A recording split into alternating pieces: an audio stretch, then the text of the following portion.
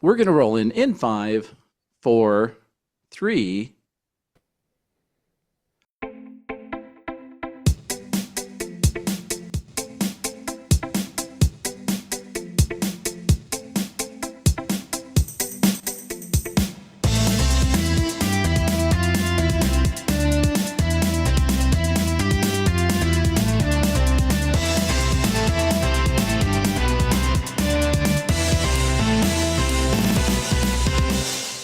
Welcome to the Ham Radio Workbench podcast, your biweekly deep dive on technical topics of interest to the radio amateur. On today's show, we have a very special guest. That's Andy Perryman, N0APX. And Andy is very much involved with the World Radio League, and we'll learn all about that software and the organization behind it. If this is the first time you've joined us, we're really happy that you're here. We have over 259 episodes in our back catalog. You can find them all on the Workbench website at hamradioworkbench.com. You can also follow us on our Facebook group, Ham Radio Workbench, and also on our Discord. You can get the Never Expires link from our website.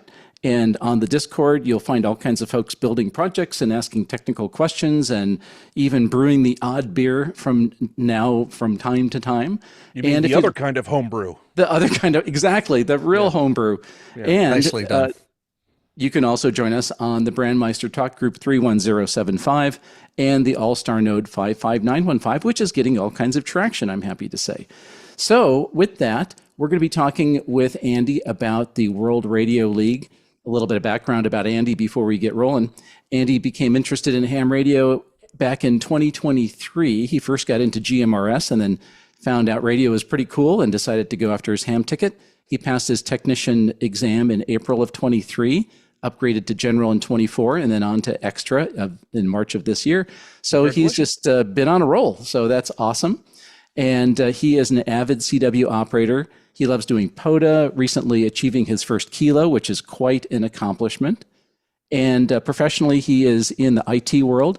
He's a product manager for World Radio League software and a contributor to the Ham Radio Prep organization. So Andy is also a husband and father. I don't know where you find the time for all this stuff, but that, in addition to ham radio, he's also interested in a bunch of other stuff that our rest of us nerds are interested in too. Things like fountain pens, mechanical keyboards, 3D printing, and you name it. So clearly, Andy's one of us. So Andy, thank you so much for joining us. George, thank you so much for having me on. Thank you all. It's very much an honor to be here. You guys have been an inspiration in my ham journey, all of you. So I really appreciate you bringing me on. Oh, that's so nice of you. You know, I got to tell you, I really get a kick out of your bio because, you know, getting your ticket just like a couple years ago, going from 0 to 100 in no time flat, contributing to the community through the software development effort and everything else you're doing is just incredible. So thank you for being part of all this. Absolutely. Yeah. It's been a lot of fun and a real joy to be a part of it. Well, we'll find out what's on your workbench shortly, but let me welcome everybody else in the group here. Hey, Vince, VE6LK, how are you? Good after evening noon. I am well, George, and you? I'm just fine. We've gone from rainy weather to sunny weather out here. How about Alberta? We went from icy, slushy snow to, I don't know, about 55 degrees today in 24 hours. So, yeah, it's still springtime in Alberta. I think we're on third spring and second winter this month. Oh, you're not on fall summer yet? I'm not on fall summer yet. No, that's coming Friday. Okay, very good. We also have Mark, N6MTS. Hello, Mark. Hello. How y'all doing? Excellent. How are things in the central coast of California? Weather's beautiful here as always. We had the threat of another sprinkle, and by threat I mean promise that did not come true. That would have extended green season by another few weeks, but we never actually got the sprinkles here. So the hills are finally starting to turn from their beautiful green into the brownish gray of summer and fall. Yes. Yeah, Central it's coast. still comfortable temperatures and beautiful skies and whatever else. It's the central coast of California. It doesn't get bad here. It's pretty brutal. Yeah. Also, we have Thomas, K4SWL. Hello, Thomas. Hello, chaps. How's everybody doing? Excellent. How are things in Great. North Carolina? So, since we're talking about the weather, Actually, it's there's nothing to complain about. It's been gorgeous. We've been having these mornings around, I don't know, close to freezing, not quite, and then it's up into like really warm temperatures during the day. The only problem is like it's like very arid here at the moment, and we're used to having, like quite a lot of rain and stuff this time of year, and we're not getting it at all. Which is bad because we've got a lot of trees on the ground and stuff from Helene, so there's always like a lot of fuel there. But it actually is kind of nice for doing POTA and stuff. I mean, it's always great weather to go outside. It feels like California, Mark. So yeah, we're getting a little bit of your weather for once. Well, can you send some of your rain over toward us? We don't have any at the moment. It's a problem. well. But if we would normally during the year, yeah, we would. Yeah. Because I did hear about that cloud that was off the west coast there that was coming your way that never materialized. That one cloud. Yeah. Did the cloud go your way? No. No. Oh, man. Well, on today's show, we also have Paul, WD9GCO. Hello, Paul. Hello. How's things in the central part of the country? I've come up with a new saying, cogito ergo ham. Okay, what does that translate? I think, therefore, I operate. Ah. And I've been trying. I've been really busy with other stuff, but planning to get out and do some POTA this weekend. I'll talk a little bit more about it. Funny thing, my slogan is more like I operate without thinking. That's a good one. There's those days, too. Ham, yes. The initial reaction is, you think? Oh, not operato incognito. No, that's something else. Yeah. Just to keep with the theme, our weather here in the Chicagoland area has been wonderful with 40-degree swings from one day to the next. So don't have a clue how to dress. My sinuses have just given up. So, yeah. Well, things are turning to POTA season. Hang on. Your sinuses are in charge of dressing? No. They're in charge of me. Okay. And they have actively hated me most of my life, and right now they're winning. Okay. I don't know how to dress. My sinuses have given up. And like just that chunk right there. Yeah, sorry. Has never been said on the show yet, but you did it today, Paul, so thank you. You're welcome. This is such a ham radio crowd. All you talk about is weather and your ailments. I mean, we're not even on 75 meters. Welcome to 75 meters. Golly. All right. Well, anyway, nice for everybody George, to be here. How are you doing? Oh, I'm doing just great. So we're getting to POTA season. I already have the first calendar event of the year with one of the clubs I belong to, the Portland Amateur Radio Club. We have POTA weekend coming up in 2 Saturdays from now. So I'm looking forward to that. Yeah. The last one I went to cost me a ton of money because that's where I saw the Icom 905 and realized I couldn't live without one. So I have no idea what I'm going to be buying in 3 weeks based on our upcoming POTA event. I got to call one of my friends there and have him bring a Hilberling. Yeah. So I got way behind on listening to the shows, and I just heard the one where you got the 905. Well, I heard it a while back. I've heard several since then. But how are you liking the 905? It's amazing. I love it. It's great. The only downside is I don't have it set up at home because I'm kind of in a bowl, so that it's pointless on most of the bands. So I really only have it for portable. Did you do any Artemis 2 listening with it, or does it cover those bands? I don't even know where. No, I have not. Do you know what bands they're on? I think it was maybe. Is it 5 gig? I think it's 5 gig. Yeah, I mean, it does cover.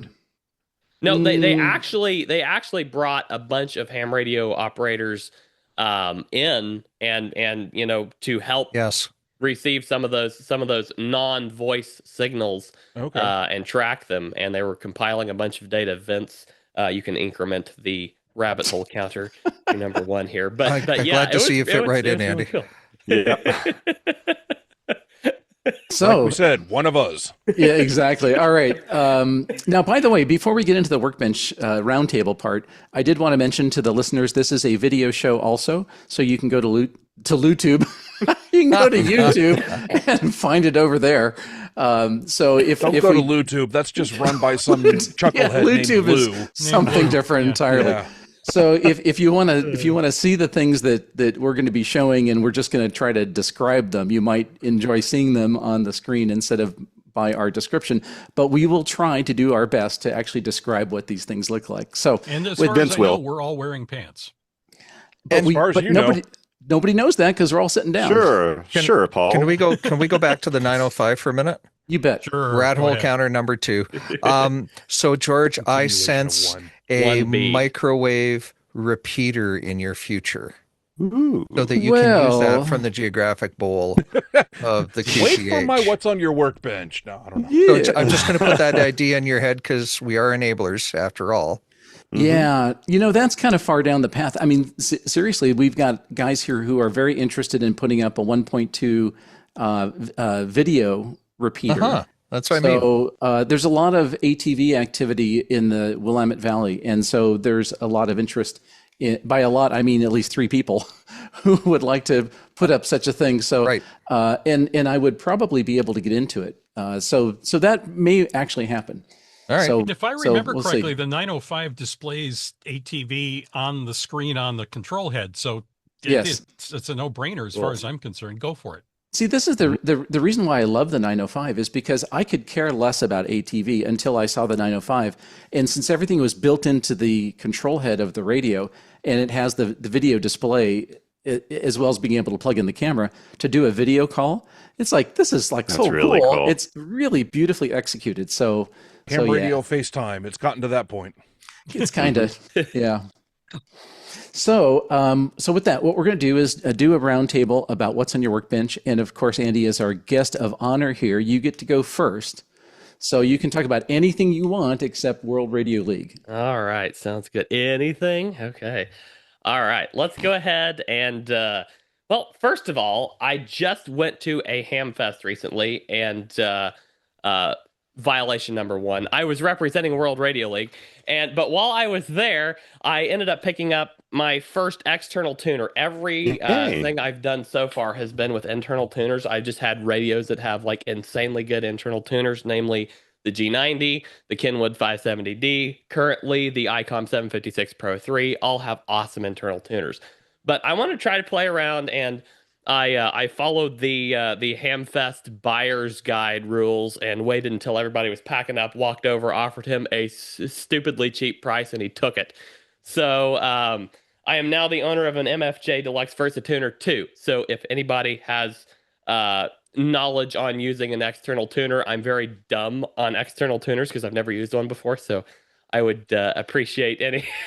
Specifically, Does that one have the... Yes, The important George. challenge on this one is that it is a manual tuner. Yeah. Yeah. Uh-huh. That's actually that's a really good tuner. I give MFJ a lot of stick, and deservedly so. However, I do own several MFJ products, and their tuners are really good. You They know, are. especially for the price, you kind of can't beat them. And their manual tuners, many of them, they had many different models, were quite good. And the cool thing about those tuners is that they're a fairly wide range tuner. So most of the tuners built into most of the radios are 3-to-1 tuners, which is okay if your antenna's pretty close. Yeah. But if you let's say you're operating on field day and you want to tune some random piece of wire, that tuner will probably do a very fine job of it. So Cool. that's a really good tuner.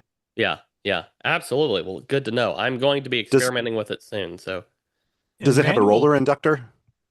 I'm assuming so. Like I said, I'm very. They're dumb usually on the tuners. right side. If- Yeah, it does. Yeah, absolutely. Yep. Yeah, those are which amazing. model is that? Let's It's make the sure. Versa Tuner 2. I think that's a tapped inductor. Does that have a roller inductor? It has an inductor on it. I honestly don't know the difference. Okay, so basically, in the circuit you need an inductor. No, it's stepped. Okay. Yeah, you need an inductor, so because you're mixing inductance and capacitance values to tune the antenna. And the classic kind of fancy way to do it is you have a coil that is on an axis, and you turn the knob and it rotates the coil, and there's a little wheel that's the tap on the coil. And as you rotate the inductor, you have essentially infinite resolution on that Okay, coil. no. This one's stepped. So- This one's stepped. Yeah. But those are expensive. And so the kind of mainstream tuner approach is, well, let's just replace that roller inductor with a switch and a bunch of fixed inductors, and it'll be like inductor 1 through 12. Yep. A through L. So it's a lot cheaper and also more compact, but the capacitors are variable, and they will compensate for the fact that the inductor isn't the perfect value. So it's perfectly fine. And so what you do when you plug it together, you go to the band you want, and then you set the capacitors usually for about mid-scale, take the inductor knob and you rotate it for maximum noise, and then you tweak the capacitors for maximum noise, and you're pretty close. Okay, At that cool. point, you All can right. transmit into it and then fine-tune it to get it the right value. Very And cool. Okay. My Yes, experience so far I already is that, understand it better. my experience so far is that manual tuners have a much bigger range Yeah.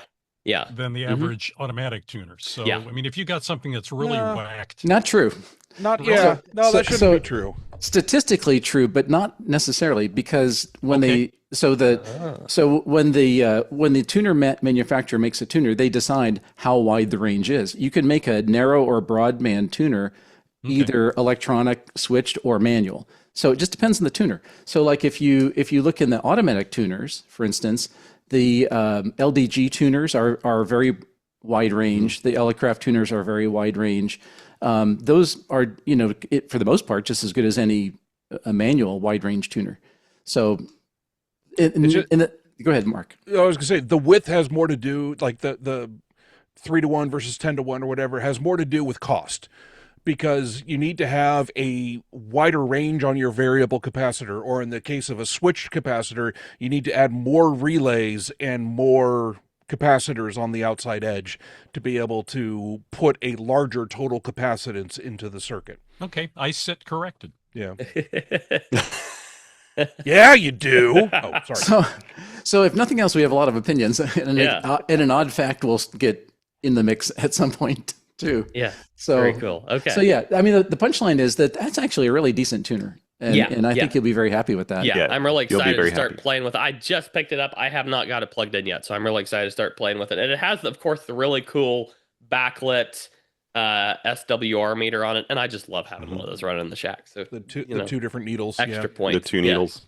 Yep, exactly. Extra points for that. So yeah. That was a really nice feature. That a lot of tuners that have meters, there's often a switch: show me forward, show me reflected, and you're like flipping back and forth. Yeah. The dual meter is very cool because you'll see them move at the same time to get exactly what you want. Yeah, I've used the dual needle. I've got one of the dual needle, just the actual meters over there on the shelf behind me. That's just the meter, the MFJ meter with nothing else. But having it built into the tuner is really, really handy. So Yeah, as you tune, you'll really appreciate that, because visually you'll just get really good at saying, like, when you watch the meter do a certain thing, you're like, yep, I've got it now. You'll nail it. Yeah. And when you get old and lazy, you'll buy an automatic tuner. So that'll be in your future. Yeah, I do a lot of field operations, and almost a year ago I passed up an insanely good deal on one of the little Elecraft field tuners. Man, I kicked myself over that one. Yeah. The other thing about that tuner for portable use, even though it's kind of biggish, the cool thing is it takes no power. Yep. It's completely passive, so you don't need to, power it, bring a cable or whatever. Unlike an electronic auto tuner, where you have to make sure you get a 12-volt cable. Yeah, and a it has battery a 12-volt port on it, but it's literally just the light on the meter. Yep. That's right. Yep, that's right. Very good. Absolutely. So, what else you got on the bench? We have. I recently. I was enabled by Thomas and a couple of one or two Californian hams. You're welcome. And purchased a KH1. I know. Yes. I listened to George hate on it a little bit, but it did not deter me. So I am now the very, very excited owner of a KH1, and the ham who sold it on the forums actually threw in several extra accessories. So I've got the capacitive touch paddle with it. So that's like really cool. K6ARKs probably. Yeah. I believe so. Yes. And he also threw in the 40-meter coil and just some really cool pieces of kit. So I'm extraordinarily excited. This is my favorite radio. This is my favorite radio. I even had a ham loan me a KX2, and I cannot put this thing down. This KH1 is awesome. So George doesn't hate on it as much now since he got his dollars per QSO factor under the limit. Yeah. Okay. I broke $100 a contact, so we're now down about $84 a contact. Nice. So wow. Yeah. Now just wait till you start paying for POTA Platinum. No, I'm kidding. I Yeah. can't Oh believe yeah, how this many is the people- first post April 1st episode. There were way too many people who took that seriously. I can't believe how many Seriously? people took that Yeah. seriously. Oh There yeah. were That's so hilarious. many. So before we go any further, since you brought it up, Andy, describe what that was. Okay, so POTA Platinum on April 1st. Of course, there's the general round of videos going around of all the April Fool's pranks. POTA actually posted. I believe it was from them, sourced from them, wasn't it? I believe so. They Yeah, it posted was. this on Facebook, a POTA Platinum service where they were going to start including crowdsourced parks, and you could use local parks, whatever park you want. You just submit your park, and and then you start paying per QSO. So they announced this whole service and had a whole website built around it, like a fully functioning website. Yeah. Except whenever you click on the subscribe button, it sent you to an April Fool's page that told you donations are always welcome. So I was like laughing about this. Then K8MRD posted a video on it, which, his last year, his video was that he learned CW. That one was hilarious when you watched the bottom quarter and his cat's tail was like jerking in the same motion every few seconds because he was using the same dit and da clips and just pasted them together. So that was that was hilarious. But he posted this POTA Platinum video, just like he was in on the joke, obviously, but he was he was pushing this new platform, and a bunch of people saw the post from POTA and the video from K8MRD, and I mean it was hilarious. There were so many people who were like. There was a ton of people who were like, what on earth is POTA doing? There were some haters, but really just a very confused bunch of ham radio operators as a whole. And So they've got a full domain for it, potaplatinum.com. Yes. It's like it's Yes. there. And It's I've its linked it in own the little show notes. standalone webpage. My favorite of the things was for $50 a year, you could convert your property into a park. Take So- my and it's called the money. Backyard I was gonna Park say- Take Registration. my money. Yes. Well, I will. I'm gonna. Excuse me. And there was a 99.99 twofer upgrade. So for 150, you could turn your backyard into a twofer. Do a twofer. That's awesome. Yeah. I'm totally Thomas? into that. Thomas, remind me when we get in the main part of the show, we do have some local parks things in the works at World Radio League. So just remind me when we get Very into that part of cool. the show. It could Yep. be really awesome. So I will. yeah. But anyway, yes. Back to the One more thing about Yeah. parks on the POTA Platinum. The webpage they have it spelled $PARK on the air. Yeah. Like this should have been That's hilarious. obvious. So hilarious. Like this. It was so obvious. It was hilarious. But Yeah, I about April Fools. I call it assholes Christmas because it is the day of the year where people feel that it's okay to just lie, and just lying is not cool. not cool. Right? You've got to do something clever, and more importantly, obviously not true. Right? Because there are going to be too many people who look at a thing and think that it's real, and then you're just pissing in the truth stream, and it's that is not cool. So you got to do something that is clever, like Parks on the Air Platinum, and obviously not true. And that's where you stick your tongue in your cheek and things like PARK $. It was brilliant. It was a brilliant joke. It was funny because there were so many jokes, and this was like the most obvious one of the day, and there were so many people who fell for it. So, I want to say two other mentions. Our friend Ara, N6ARA, you've got to look at his April 1st one. He had a retro rig, which is absolutely freaking hilarious. Oh, I didn't see the one this year. That's incredible. Oh my goodness, it is so funny. And also Tim, N7KOM. N7KOM had the big knob for the KX2. He had the mega knob for the KX2. It was I did not so see funny. either one of these. I remember the soda phone last year from was it Ara that did that one? I believe Ara did that he one. did it. That was incredible. That was brilliant. But And then I will 2 years put ago links was the to both Mega of those. Paddle, or that was Yes. or hilarious. like I his love little that one. tiny paddles, which are 3D printed and they're this big. Yeah. Did a huge one, and then he actually went to a summit and operated on it Yep. Yes. for the video. Yeah. Here's That one was good. Here's I'll hold it up really close to the microphone for the listeners to hear. But yeah, here's one tiny of his paddle. tiny paddles. The tiny paddle, yeah. They're pretty cool. Yeah. I got to tell you, I fell for the POTA thing. I was watching Mike's video. I always watch Mike's videos. And I'm about 10 minutes into it thinking, that's about time that they're broadening this thing out to more parks. And then I realized, wait a minute, this is not, I think he got into like the pricing or something like that. And it's like, I think this is April Fool's. So he had me for like 10 minutes. Yeah. Asshole. George is over there going, something is amiss. Yeah, it's like, doggone it, old man rant. Because it's like, if you're in a place where there's no POTA park convenient, then it's like a pain, right? And so there's been a lot of chatter, amongst people about like, well, maybe there should be like some other thing where it's more relaxed. And then here comes this thing. And I thought, oh, well, the POTA guy's got it, and like, well, no, actually. Yeah, absolutely. But anyway, okay, so let's see here. We've got the POTA Platinum because we were talking about dollars per QSO because we were talking about the KH1. So back to the KH1. Okay, pop. It is absolutely my go-to radio for POTA activations now. I absolutely love it. Thank you, Thomas, for enabling me. Yes, thank you. It's CW only, I love correct? it too. Yes, it is CW only. You can listen to other signals, but you can only it's only CW for sending. It is a glorious machine. It is absolutely. Now, oddly enough, I had a really weird issue with the paddle. Thomas, I don't know if you've experienced this. I'm thinking about buying one of KM4 CFT's paddles for the KH1. I would love to hear your feedback on that. But the paddle, the original paddle, for some reason, one of the switches, there's like a little gray switch and the a micro black switch. One of them broke, apparently. Yeah.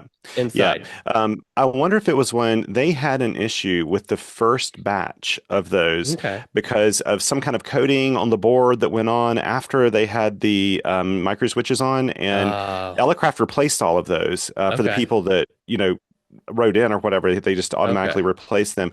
You may want to touch base with them and ask them about that.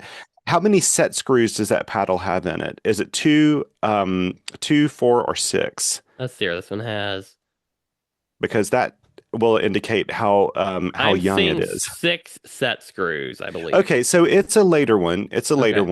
So it could just be a micro switch failure there. But there are a lot. I mean, I remember telling Wayne early on, I said, you realize, right, that the moment this thing's released, there are going to be like a whole bunch of other paddles that people are making for this radio. Yeah. And there was one, K6ARK made his before he even touched one. He actually had me send some of the like measurements to confirm things.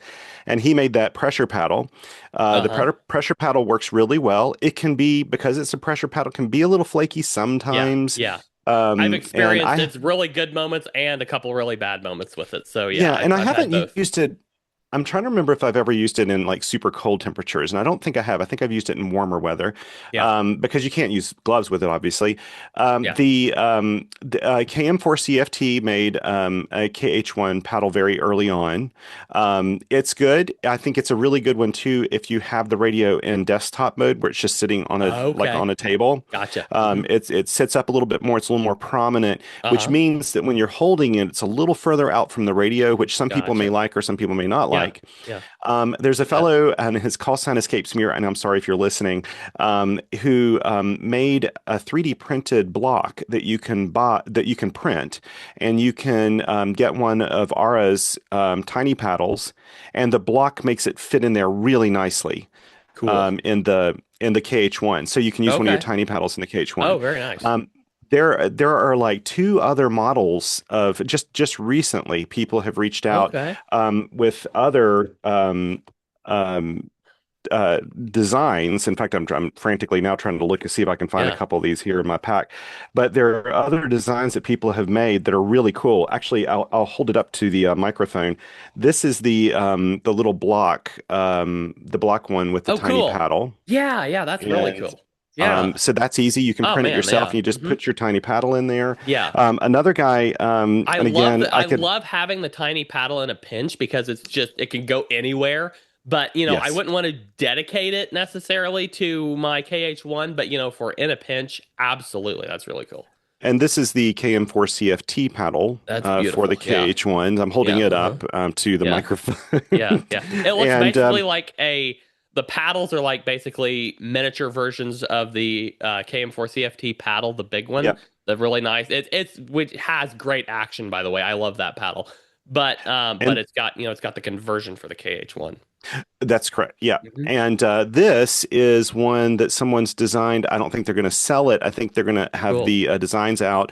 And it actually is kind of inspired by the Bomatech TP3, which is a that really is nice so design. And cool. so they made a 3D printed paddle, and it works Yes. really, really well. I've yet to produce a that's video. I've awesome. used this in the field, but I haven't produced a video. I didn't have my camera with me the day I did That's that. awesome. I want to. Yeah. If is that like public information who that is, or is that? I'll kind try of to under find wraps it right and now? put it in the show notes. Okay, awesome. I'll try to put all these in the show notes. Awesome. I'm also good becoming good friends with a ham by the name of Zeus, KHCES. Thomas, I think you're Great familiar with guy. him. He is Great guy. actually from what I've heard, he's considering maybe trying to design one. He designs an awesome paddle. I'm going to talk about that in just a few minutes, but he designs an awesome paddle, and he's thinking about designing one for the KH1. So I would love to see that come out because he designs a great paddle. I love share his pictures. I love his paddle. Yes, I will share pictures shortly. So yeah, that's what's up with the KH1. I've also been putting together all sorts of Go kits lately. So I went on a trip, and I'm like, you know what? I want to take my KH1. So I throw the KH1 in, it's going to be a trip. So I might as well take the X6100. And oh yeah, I've also got the Mountain Topper MTR4B. So yeah, I threw a bunch of them in the car. Did you hide them like in the spare tire holder in the trunk like Thomas does? My wife is a wonderful and beautiful blessing, and she is just perfectly fine with me bringing radios along. So yeah. Mine is too, but I'm supposed to limit the number, and I just found that space underneath the floor of the trunk, where the spare tire is. So if you ever have to use the spare tire, you're like going to be pulling out a bunch of radios and stuff. That's where I threw the extra key. I'm incrementing the rat hole counter. Thomas, you just said a magic word: radio and number. What is that number? Radio number? Oh, I thought radio we don't number. mention that here. Thomas, radio number. Question. Let's see. Sorry, we're going to have Project Hail Mary references all in the show. It is going to be required viewing and reading for everyone. I'm sorry. We apologize ahead of time. Yeah, I have not viewed or read yet, so my apologies if a blank look crosses my face each time you all laugh at some obscure reference. Okay, well, so Vince, it's somewhere north of 5 or 6, I'm pretty sure. And south of 100, maybe. Maybe keyword maybe. I mean, let me count for a second. Yeah. So anyway, I've got the hard case here with the X6100. I don't know if you can see that. Very nice. Very well. Just a little hard case. Most of my gear lives in. I just took it out to show you, but this is my favorite pack. This is it came from a store called Shields. It's a really, really nice store. This is a Red Rock outdoor gear bag, and it is an awesome sling bag for POTA gear. It is just cool. It's awesome. I really like it. It's not like it's like really good and premium, but it's not like Thomas premium. I mean, it's not like we're not like crossing through. I don't think we're crossing 3 digits here with that one. So it's between Tom Bin and Ziploc. Yeah, exactly. Yeah. Mm-hmm. Welcome to Bag Talk, a wholly owned subsidiary of Radio Workbench. And then I keep my mountain topper in this little pouch here with a key and some accessories. Very nice. I've been learning slowly how to assemble a bag, and I always like to keep my eye out for some really nice bags. We've got the More Overlanding Expo coming up, and that's sometimes that can be a pretty cool place to find some really cool Go Kit bags. So yeah, go when you're there. Look up Blue Ridge Outdoor Gear. They'll be there. I hope for sure. they're there this year. They were not there last year, but I hope they make it this year.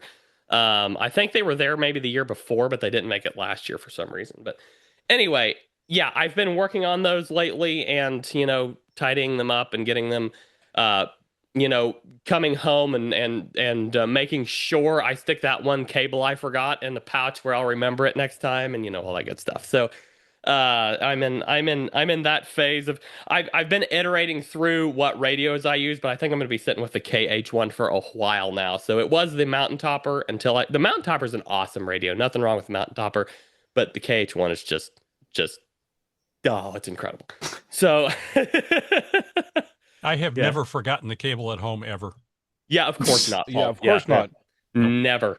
But yeah.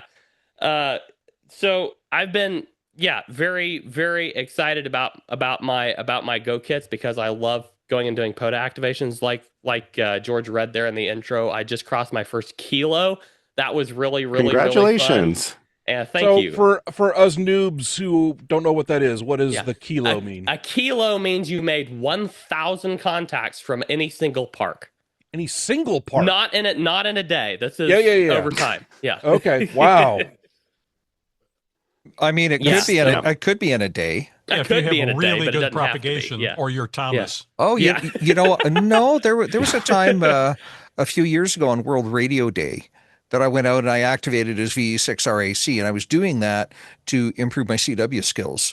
Mm-hmm. And I was down the road at a place, and I was there for 11 hours out of the 24 because a guy's got to sleep and work, and I logged 400 contacts in that time. Wow.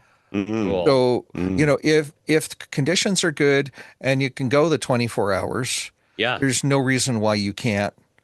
Knock off 1,000 in a day. Oh yeah. It wouldn't be simple, but it can be done.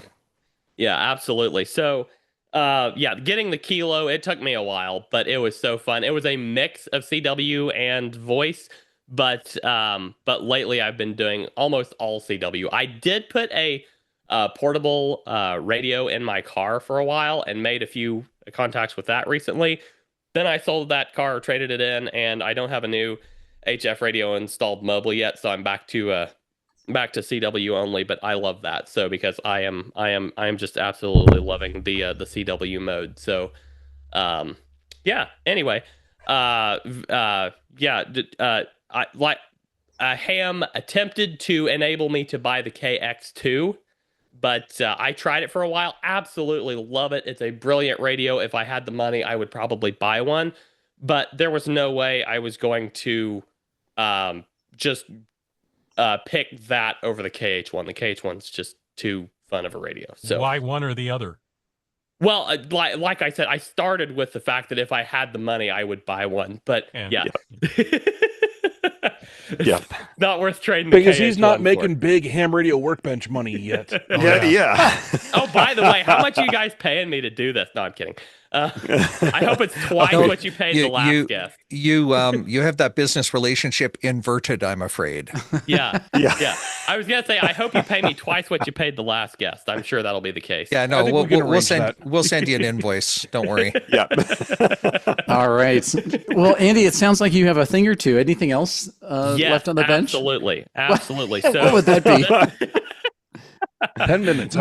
Not to bore you, except for the guest. This is one of the really fun things I've been working on. So I didn't want to put this down in the rest of the show because it's kind of an in development, in progress thing, but we're reaching out to get some feedback on it. It's a new tool called MorseMastery.com. It is in it's pre-beta. It's probably pre-alpha at this point. We're just literally developing and iterating through on it. I'm kind of point man on that right now. And it is a Morse code teaching app. I learned a lot from the guys over at Long Island CW Club. Awesome people. And I was kind of pulled a lot of inspiration from them on this. And so MorseMastery.com, I'm literally in the process of integrating. Where is it? Here we go. Right now, you can use your keyboard or a touch screen to send Morse code or an audio input. And I'm currently in the process. I was working on this before we hopped on the call here. The V-band adapter. It's just a little adapter where you can send Morse code from a paddle or a straight key into your computer. I was working on the CW Morse MX key serial adapter as well, similar thing. And I'm wanting, and maybe Mark, maybe you can throw a little bit of insight at me on this one. I grabbed the Halakey serial. Should I have gone with the MIDI? Well, it depends. What are you hooking it up to? Your phone? It'll be to a computer or a phone, either one.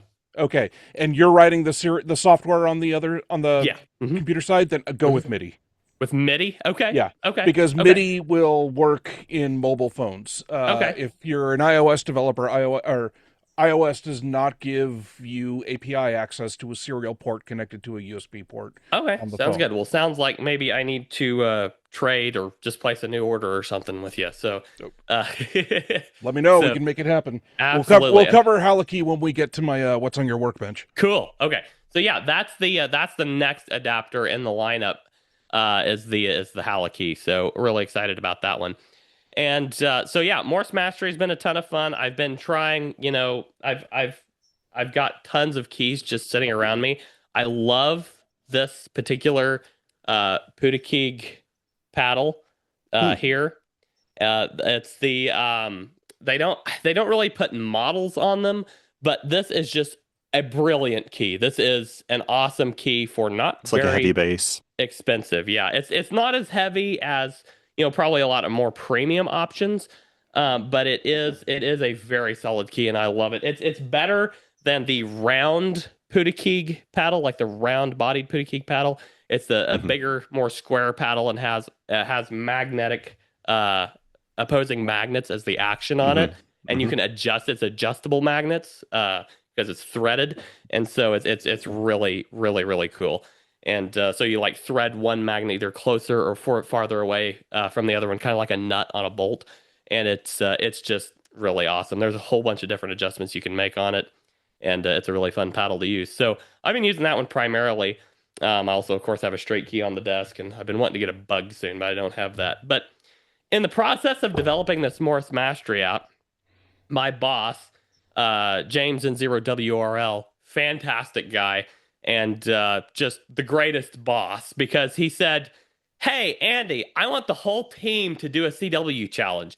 Not all of our team members, mind you, are even ham radio operators. We've got some professional developers on the team. We've got some some professional video editors, a graphic designer, people who aren't even ham radio operators, or ham radio operators from other countries, or And he said, I want the whole team to do a CW challenge. So just pick a key, any key, and just order it for everybody. So yeah, absolutely. Let's go with one I don't have yet. So I reached out to my friend Zeus, KHCES, and I'm going to share this picture with you right quick. If I can pull it up here. So Zeus kindly put together, can you see that okay? Yeah. Yes. Yeah, so Zeus kindly put together 13 CW keys for us. There is that image and then the other image. This is them all assembled. That's great. He was running out of the green. I was going to have him do them all in the tan and green, but he was running out of the green, so he just did mine in that color. But yeah, it's really awesome guy, really incredible, and helped us out and just put them together extraordinarily fast. So Zeus is awesome. Yeah, he's a great guy. He's just a great guy. But yeah, I've played with one of those keys, one of my Elecraft enablers from California sent me one to try, and it is just a brilliant key. So Thomas, I don't know if you're part of Forrest's CW Order Discord, CWO Discord. No. He offers that to members of his YouTube channel, but yeah, Zeus hangs out in there a lot, and some other great ham enablers in that community. So that's where I found out about Zeus. So and I forgot to share. I was going to share the screen here. George, do you mind if I share the Morse Mastery screen? Right? No, go right ahead. Yeah. So let me pull it up here. Oh, where is it? No pressure, but do do do do. Yeah. do, I was gonna say Vince will describe the screen when it comes up. do, He's our describer. Well, I have it pulled up. It's not wanting to here. Oh, let me hit this button again. Just hit them all. Do do do do do do. Yes, indeed. Key change. Yeah, here we go. Okay. Share. Boom. Okay. Can you see that all right? Yeah. So this is Morse Mastery. I've been told that some more how should we say more experienced ham radio operators like dark mode a little bit better. So maybe that will help for I must be experienced. Seasoned. seasoned. There we go. Well seasoned. Do you have any time. Easter eggs hidden in this website where if you change between light mode and dark mode at a rate of more than 2 times per second, it invokes rave mode? That was very specific, Vince, but no, not yet. All right. That was very specific. I want to know more. But yeah, so let me pull it over here so I can see it in front of me while I'm looking at the camera and describing it. So this is our Morse Mastery website. It's just on, it's just a web app right now. We are going to be working on a mobile app, but this works in mobile. It's designed to work in mobile mode as a website as well. So, you've got your course elements, modules, we call them, and you walk through, you learn your first characters, REA, and you hear them, you just hear them all out in step one. You just hear them all out. That's all you do. You hear, it's literally my voice saying R, dot it, and then the CW tone dot it, and then E, dit, and then the CW tone dit, and it just walk through every one of those characters, and then you hear those characters as the CW, and you try to copy them down. Then you go on to the next step, which is sending. We jump right straight into sending right off. So you hear me saying R, dot it. Then you have to send that dot it back with your key. So that's the first set of letters. Then we do some more like tightening up the Farnsworth sending and all that as we go here. By the time you're done with all 8 steps in objective 1, you should have mastered the letters R, E, and A. Then you move on to your next letters, T, I, and N. Then PSG, and all of them follow the same method, LCD, then HOF. Then we pause, we review all the letters you've learned up to that point, and we have you copy them and send them all, in a, what is it, I think it's like, yeah, it's like a 5-minute sequence of copying and sending all those letters. And then you move on, to the rest of your letters, some symbols. We have a couple more review steps. And then that's all of module 1. It's just learning all those and getting to know them and familiarizing yourself with them. Module 2, that's when you start learning some character groups, and this is where we're kind of working on the course basics right now. Is on this module 2. We've got, I think the first 3 objectives are pretty solid, and we need to do some more work on the rest of them here. But this is where we're open for feedback. I mean, I want to hear. Very cool. If any of y'all have any feedback, if y'all want to go try it and just let me know, I would love to hear feedback from you. We have a couple practice modes where you can just practice receiving, sending, head copy, that type of thing here.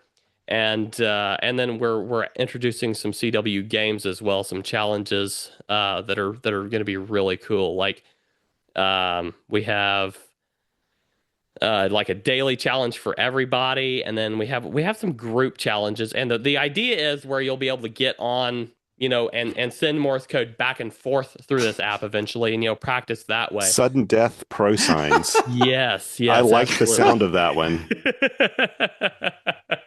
I like the sound of that. I was waiting to see if you had something like the geocache challenge, where they send you like the geographic coordinates in CW, and then you got to go find the thing. That's a cool idea. But yeah, anyway, we're adding more. We're adding these challenges, and we're definitely open to adding more. So if you have any suggestions, Thomas, So is this a project that's independent of WRL, or is it sponsored by No, WRL? Or? this is part of the so WRL and Ham Radio Prep are both under the same they're the same under the same company. This is our next project is Morse Mastery, but the idea is, and the idea right now it's totally free. Of course you log on. The idea is to leave this free and start building some videos around it, some more explanatory videos, some tips and helpful videos to walk through kind of how to use it and to be kind of a companion to it. And we might turn that into a paid course eventually, which is what we do over at Ham Radio Prep. But the app is just for people to go and learn CW. You can really, my personal belief is that you could walk through module 1 and know how to go hunt POTA stations and maybe even activate in a very short amount of time. But I want to hear some people actually prove that for me. So yeah, Very absolutely. cool. Yeah. So that's kind of what it's kind of part work, but also Workbench, because the other, like Ham Radio Prep and World Radio League, are very much, we've got roadmaps and software teams on this stuff, and they're hammering it out. This one, James basically threw it at me and said, "Hey, do whatever you want to with this for a while. We're busy with other stuff. Build this." And so I've been having so much fun working on this. And I must say, some of the in the past probably 4 to 6 months, some of the AI development tools have gotten so good. So I know people always hate on them, but they have gotten really good. So that has been a huge boost in helping develop this fast. This is really, really, really cool. I get a real kick out of how much interest there is in CW, and what is really great is a guy like yourself. So under the age of retirement, good. People are shocked when I tell them how old I actually am. I just turned 23. So oh my god, so my point is, it's really cool that there's people who can bring technical skills to the hobby to reinforce doing stuff that operating CW that is really amazing. So that's just so exciting to see that. So I love seeing all this activity. Absolutely. And I mean, that's the goal, right? I mean, CW is, my personal feeling is CW is becoming so widely accepted and people are having so much fun because it's not a requirement anymore. They don't have to, so they want to. I really think that's the way it is. And I am all for that. I mean, CW is an awesome mode. I tease some of my friends over on the Ham Shack TV stream by telling them it's the only real ham radio mode, but it's really just an incredibly great mode. And I mean, as we're kind of heading back towards solar minimum, I think there's going to be even more people who are going to be getting on CW and wanting to get on 5 watts and talk around the world, even in the worst of conditions. And it's just so cool. So I think that's really converged with the availability of incredibly good low cost.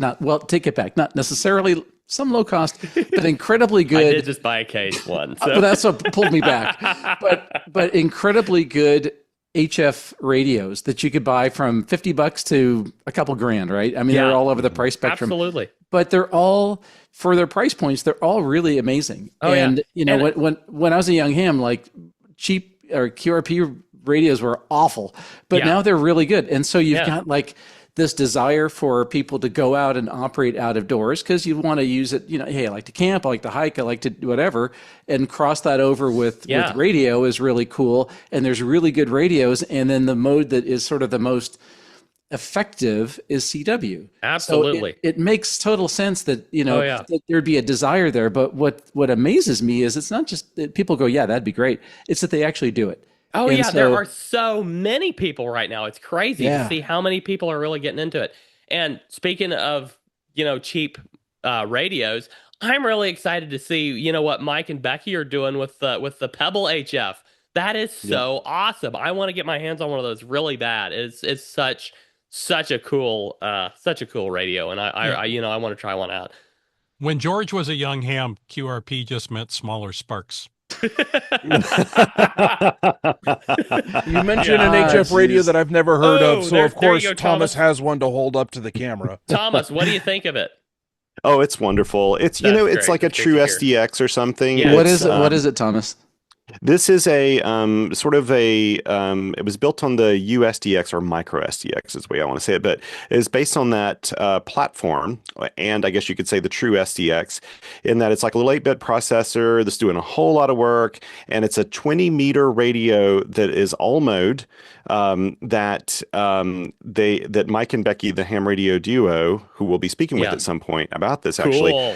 They developed this and with a software developer named Barb, and then it was based on some code by I can't think of the other fellow's name, but anyway, it's a really amazing radio. And the cool thing about it is they built it around being cheap, so they wanted this to be $50 or less. And so it has a built-in microphone on it, and it has a built-in straight key that is also the PTT switch. And so cool. The really cool thing about it is it's available as a kit, and it's only like 14 components to put together, a couple toroids and wine, very easy ones.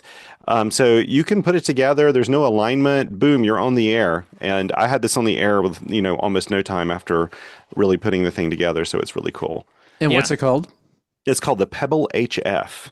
And it's not available quite yet. They're trying to get together their first big group buy of it. Yeah. And early supporters pay basically double what the radio is going to cost. They're paying $100. I mean, $100 for a radio. And that's kind of to pay it forward a little bit so they can get the cost down to $50. Very cool. But yeah. Very cool. Yeah, so that is basically all. Well, oh yeah, one more thing. So I just a few weeks ago I ordered one of the modern Morse nameless paddles. I have not gotten that one in hand yet, but I was just listening to you guys talk to Aaron the other day, and I'm really excited to get one of those in hand. So it's cool. I'm very excited. So, and to all of my to all the folks who listen or watch this show, who also watch the World Radio League show, I know it sounds like I am a smoker and smoked all day. That is not what happened. I caught a cold over Easter Sunday, so we are recording this the week after Easter Sunday. So my apologies to everyone that my voice doesn't sound quite normal, but I just wanted to throw that clarification out there. George, thank you for letting me take up the first hour of the show just talking about my workbench, and I will let you proceed with the rest of your workbenches as well. Thank you, Andy. We appreciate that. I mean, you're working on lots of cool stuff, so it's it's great that you can share it with us. So we're grateful for that. And because Andy went so long, everybody else has to go long too. I just want to lay that out. All right. Me. I was afraid of that. Okay, so with that in mind, Mark, why don't you go first? So ironically, I actually don't have a lot, so we'll do this quickly. Where is the thing? There we go. So it's been several episodes since I've been on the show, and we've noticed some of that has been just business travel, and kind of last episode I was planning on being on the show, but when the day came, I got hit upside the head with a don't wanna stick, and ended up going back to bed for several hours and just sleeping. Not don't want to do the show, don't want to do anything. And so, yeah, anyway, I feel bad for not making it to the show more often. I really missed it. I missed you guys. So I was starting to get a complex that it was the shows that I was on. Yeah, no, well, you're on all of our shows now, or most of our shows now. Just FYI, HR said that you've used up all your sick days now, so, okay. That's right. Yeah, that's true. So anyway, I've missed you guys. That was kind of the first thing I wanted to say. The feeling was During mutual. this time, I have been working a lot. I've been very heads down, turning off notifications, trying to get stuff done. Some of which I can talk about, a lot of which I can't, or I'm not going to. I've been doing a consulting gig, which is good because that brings in more dollars per hour than Halibut Electronics does at this point. And having a lot of good fun with that one. So I'm pretty sure the guy I'm working for is a listener, and if so, hello, you know who you are. And I've been doing a lot of Halibut Electronics product development work as well. And I have learned my lesson. I am not going to be talking about that on the air. So you'll hear about it when I get closer to being able to release some of that stuff. But I've got some cool stuff coming up. Yay. I've also been working on training a new employee. His name is Daniel, very cool kid. And he has been plowing through a bunch of assembly stuff. So I've got a few hundred kits of common mode current choke test rig kits in bags ready to ship out the door. We've also got the pre-made assembled ones and various things like that. I have been going through and making several hundred Halakey midis. So we were talking about Halakey. Those on the video, this entire box is full of assembled and programmed Halakey midis, and this isn't even all of them. That's cool. So yeah, I've got a couple hundred of these here. I love my Halakey MIDI. I'm gonna have to snag a MIDI. I've got the serial, here. So. Yeah, you get the idea. So, so Mark, just real quick, back to your first point there. I mean, it's new product development work, Mark. We want to know. I mean, you can trust us, don't you want to tell us so we can create a bunch of scope creep for you? Well, scope creep is actually the least of my concerns. The lesson I learned is talking about a product before I was ready to start selling it and then not making it to market. That's still a sore subject, but I'm ashamed. Hang on.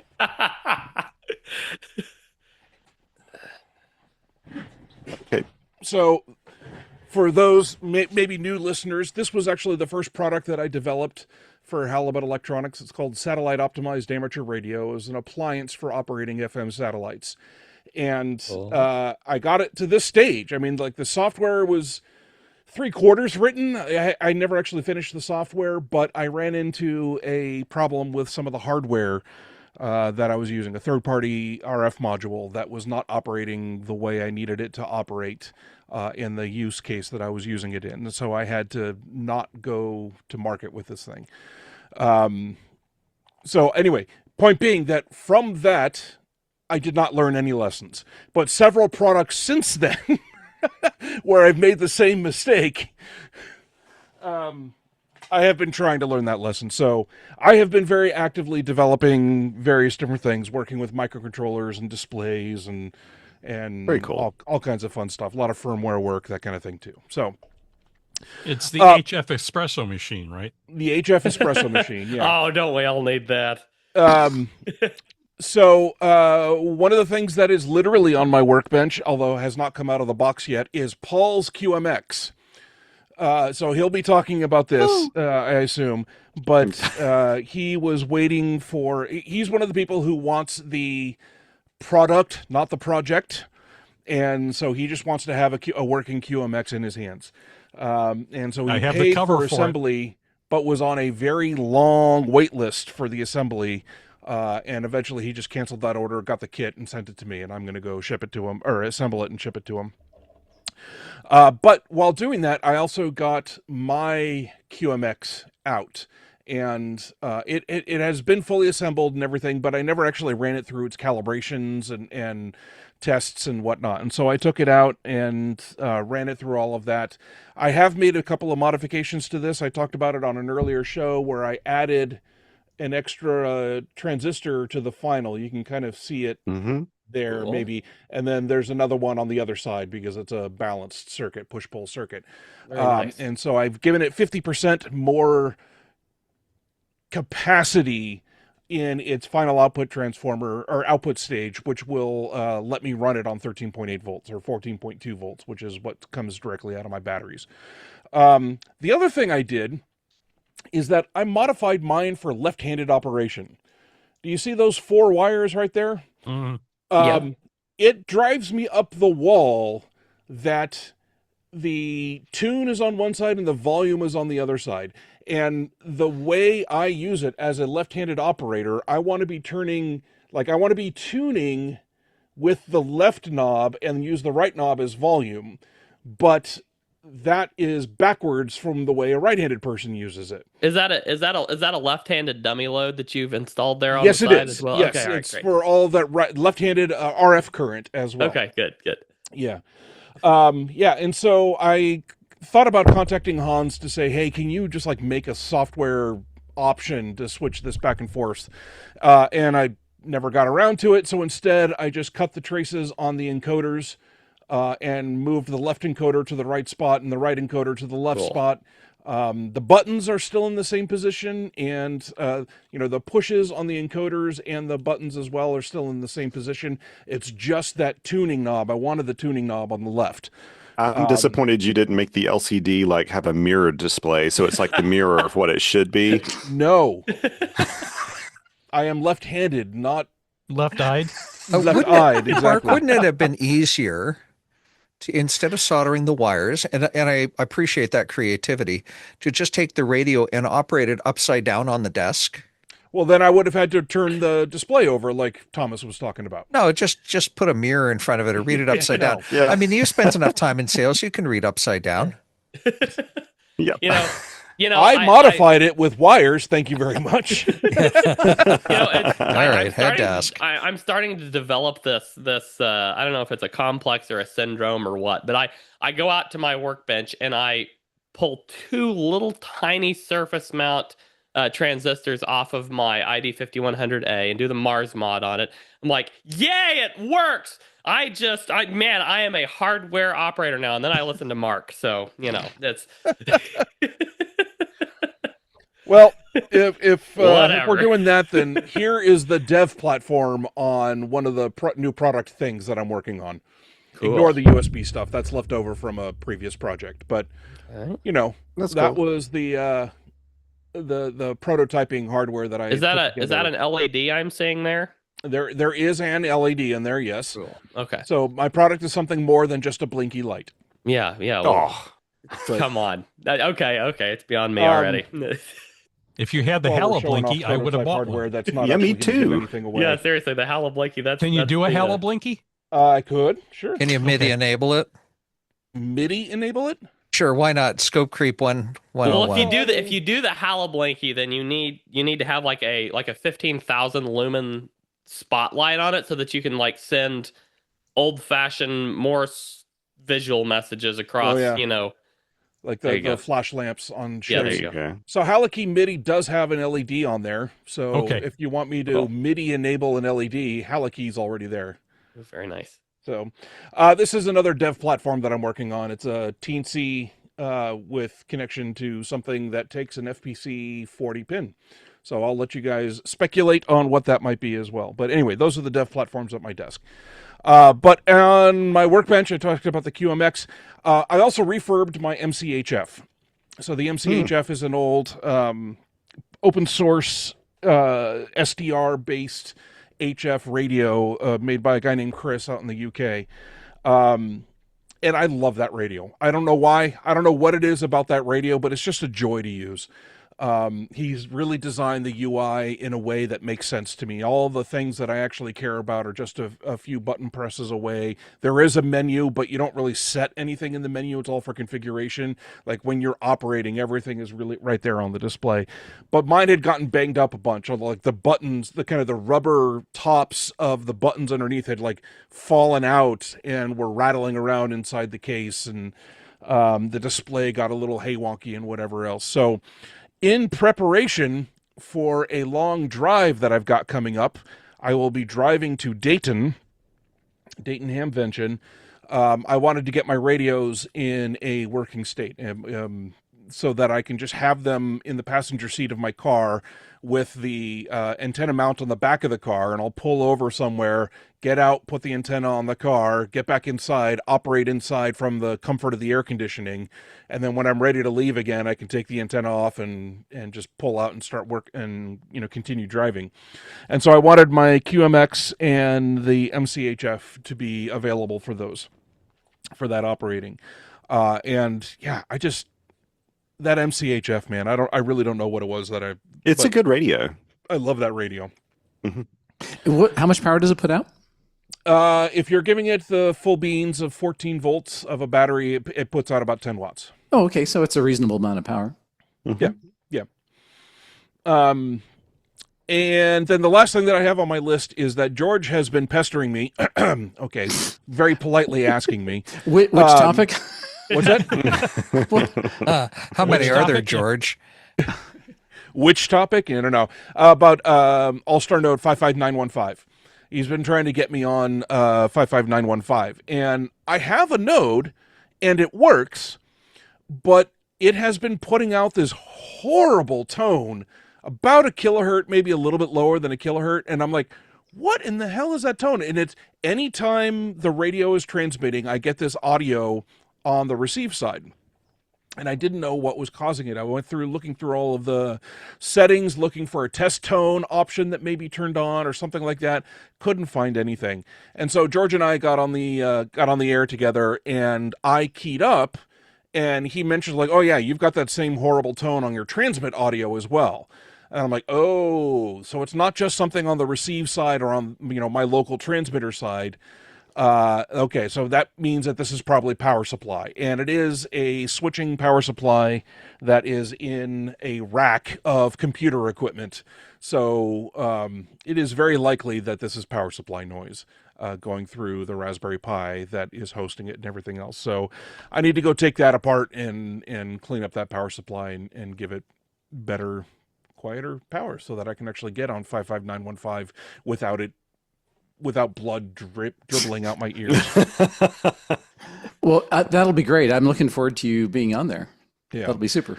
I won't be able to monitor during the day because I just can't handle that kind of distraction, right? Like I turn off all of my notifications in the middle of the day and stuff like that. It's not that busy, Mark. I've actually been monitoring. That is not true because I've got it on my receiver here, just with the volume turned down, and that little SWR meter is constantly on.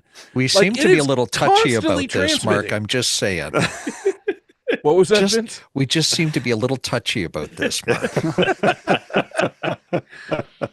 Anyway, you came up 12 I'm looking dB. forward to being able to get on 55915. Did I keep it to my 10 minutes? You're fine. How many Did. S units is that, Vince? How many what? Two. Okay. All That's right. it. That's my workbench. Awesome. Very good. Vince, how about you? What's on the bench? I've had a fresh batch of Morse tutors and paddles committed to stock, and you can find them on the store, v6lk.com shop. That's been keeping me a little busy. Traveling a lot for work. Trying to do some remote flex access. And this past week, I had a heck of a time getting in. And so in the past 2 days, I have been trading notes with Marcus Rokosh and with Mike Walker about why that might be, because my access used to work and all of a sudden it didn't. And I learned, just here's a quick story. I learned that sometimes you can't rely on all the public intranets that we get free Wi-Fi at hotels and coffee shops and McDonald's and wherever else we might be. And so there's this little thing called the MTU, a maximum transmission unit in Ethernet. Mark knows all about that. And I had disremembered MTU from my packet capture and packet scanning days. So turning down the MTU turns out to help an awful lot with low bandwidth connections. So it opens up the TCP, and then it wasn't opening up UDP for me. So it was hanging on the UDP connection. It's probably because it was sending 1540 byte packets. Right. My guess is that wherever your connectivity was getting tunneled somewhere else. Yeah, and undoubtedly. that is shrinking the packet size, the available packet size. Sure. And MTU just path discovery wasn't working for whatever reason. So I got really mad and I just turned it down to 320. And it's terrible from an efficiency perspective, but it works. Just bring it down. Like 1536 is usually enough. I know. 4 bytes is all it needs for most VPNs. I know. So I'm not convinced I've solved it yet, but it's been an interesting thing. Now, a friend loaned me their SmartLink credentials, and I know iShare takes care of that problem. There's a shameless plug for George, and Alan, and oh nuts, I can't remember the third person's name. I'm sorry, Mike. Third person, Mike. Mike.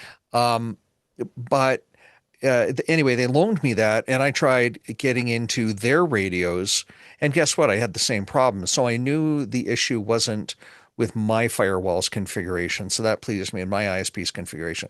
So that pleased me greatly. So anyway, it's been... Where were you in your remote location when you were doing that? Physically? Yeah. Like in a coffee shop, in a hotel? Yes. Both of them? All of the above. Okay. Yeah. Were you using like a local VPN, either like a NordVPN connection on the service or to your own hardware or anything like that? Negative. Interesting. Okay. Yep. Yeah. Yep. So anyway, that's been a little bit of fun. That's been a little bit of learning for me. And then what else? Well, I am now I'm soon to be a former repeater owner. I'm getting out of the repeater game, mostly because I hate to say it. So I'm gonna be I hate this phrase, sad ham, for just a second. I'm sorry, Vince. You know what? Have you ever put up a repeater and run it for 8 years and nobody says thank you? I'm one of those guys. Vince, if you're expecting a thank you, that's like, and that was when I get that up, I was expecting. When I get up in the morning and I flush the toilet, I do not call my plumber and say thank you for it still working.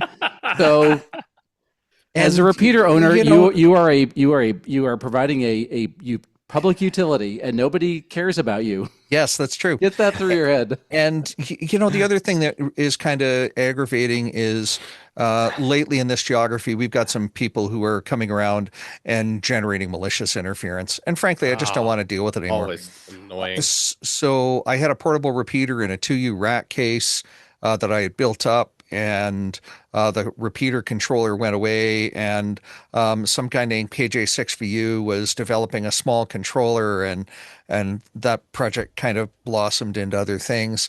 And so I never did rebuild that portable repeater, and I had a permanent repeater located about 10 miles to the east. So I just recently unracked that repeater and brought it back to the shop.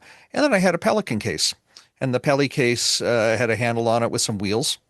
And so I rebuilt it into the Peli case.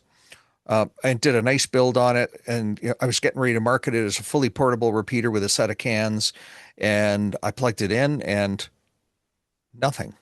The transmitter powered up, but the controller appeared to be defective. Okay, well, maybe when I moved the controller out of the rack mount 19-inch enclosure into the 3D printed box enclosure, I mucked up the wiring. So I took out the TS32 CTCSS encoder board from the circuit, and I put it in with an audio divider circuit to inject CTCSS on the transmit side, and I wired it directly to the radios. Now all the levels are set because this was a working repeater, and today I powered it up and nothing. So my N6ARA 5K repeater controller built of 74 HC chips. So for any of you who understand what HC means, it means static is a reality. And I handled this thing with a static strap on the entire time I was working on it. I probably zapped it. Any reason you don't want to just replace the chips with LFs or something? Because the flea market's on Saturday and we're recording this on Thursday. Fair enough. That's why. So anyway, my vision to have a portable repeater in a drag along box is there. It just doesn't work. And I'm my backside is frosted about it, but you know what? I'm going to sell it off anyway. Somebody's going to get a project repeater, just add a controller, do the levels and go. So somebody else can go experience the joy of repeater ownership, but I'm out of it. And I'm happy. So the happiest days in a repeater owner's life, like a boat owner, is the first day and the last day, right? Yeah. Amen, brother. What you obviously didn't have the right boat. What frequency? The right boat is somebody else's boat. Somebody else's boat. Just like a 3D printer. Yeah. So what frequencies did that repeater operate on? On VHF. VHF. Okay. Yeah. Yeah. And it was two Motorola MaxTrack 300s back to back. Okay. Power derated. I went through and walked through all the levels. The audio was nice and clean. Yeah. all I would the, love. did all the right things, and it ran flawlessly for 8 years This is without like going to a be. single issue. This is going to be like be serious to taboo to say this right here, and in front of all these hams. But I've got a whole bunch of friends in the area. Thomas will get this. I got a whole bunch of friends in the area that are GMRS operators, and I'm like positioned like on top of a hill between everybody, and I've got some of them wanting me to really put up a GMRS repeater. And so, I was curious what what frequency ranges Yeah. that was running on. But yeah, I would love to put up a repeater here eventually. But I'm Yeah. going to have to, I haven't done enough research. Sounds to like figure you out just what- found a buyer for your controller there, Vince. No, yeah, the controller VHF, is though. the only part that isn't working, and Oh. the cans are VHF. So no, it Yeah. doesn't. It won't ship very easily. Yeah, Anyway, no. so that's kind of a downer story, but you know what? We tell a lot of happy stories here, but the reality is sometimes shit just doesn't work, and we don't understand why, and we spend a lot of time to learn why. Like then- my experiences with Flex Remote Access this week, and thanks to Mike and thanks to Marcus for their guidance as I tried to go through it, and a few other people. And then our favorite Canadian ham becomes a self-described sad ham. It's just Yeah, well, life goes south. I guess I could. I think sad ham is probably too strong a word, but instead of sunshine and rainbows beaming out one of my orifices, my eyes, sometimes it's okay to tell a story that hasn't got a happy ending, because the make path that to joke troubleshooting is still really the important part.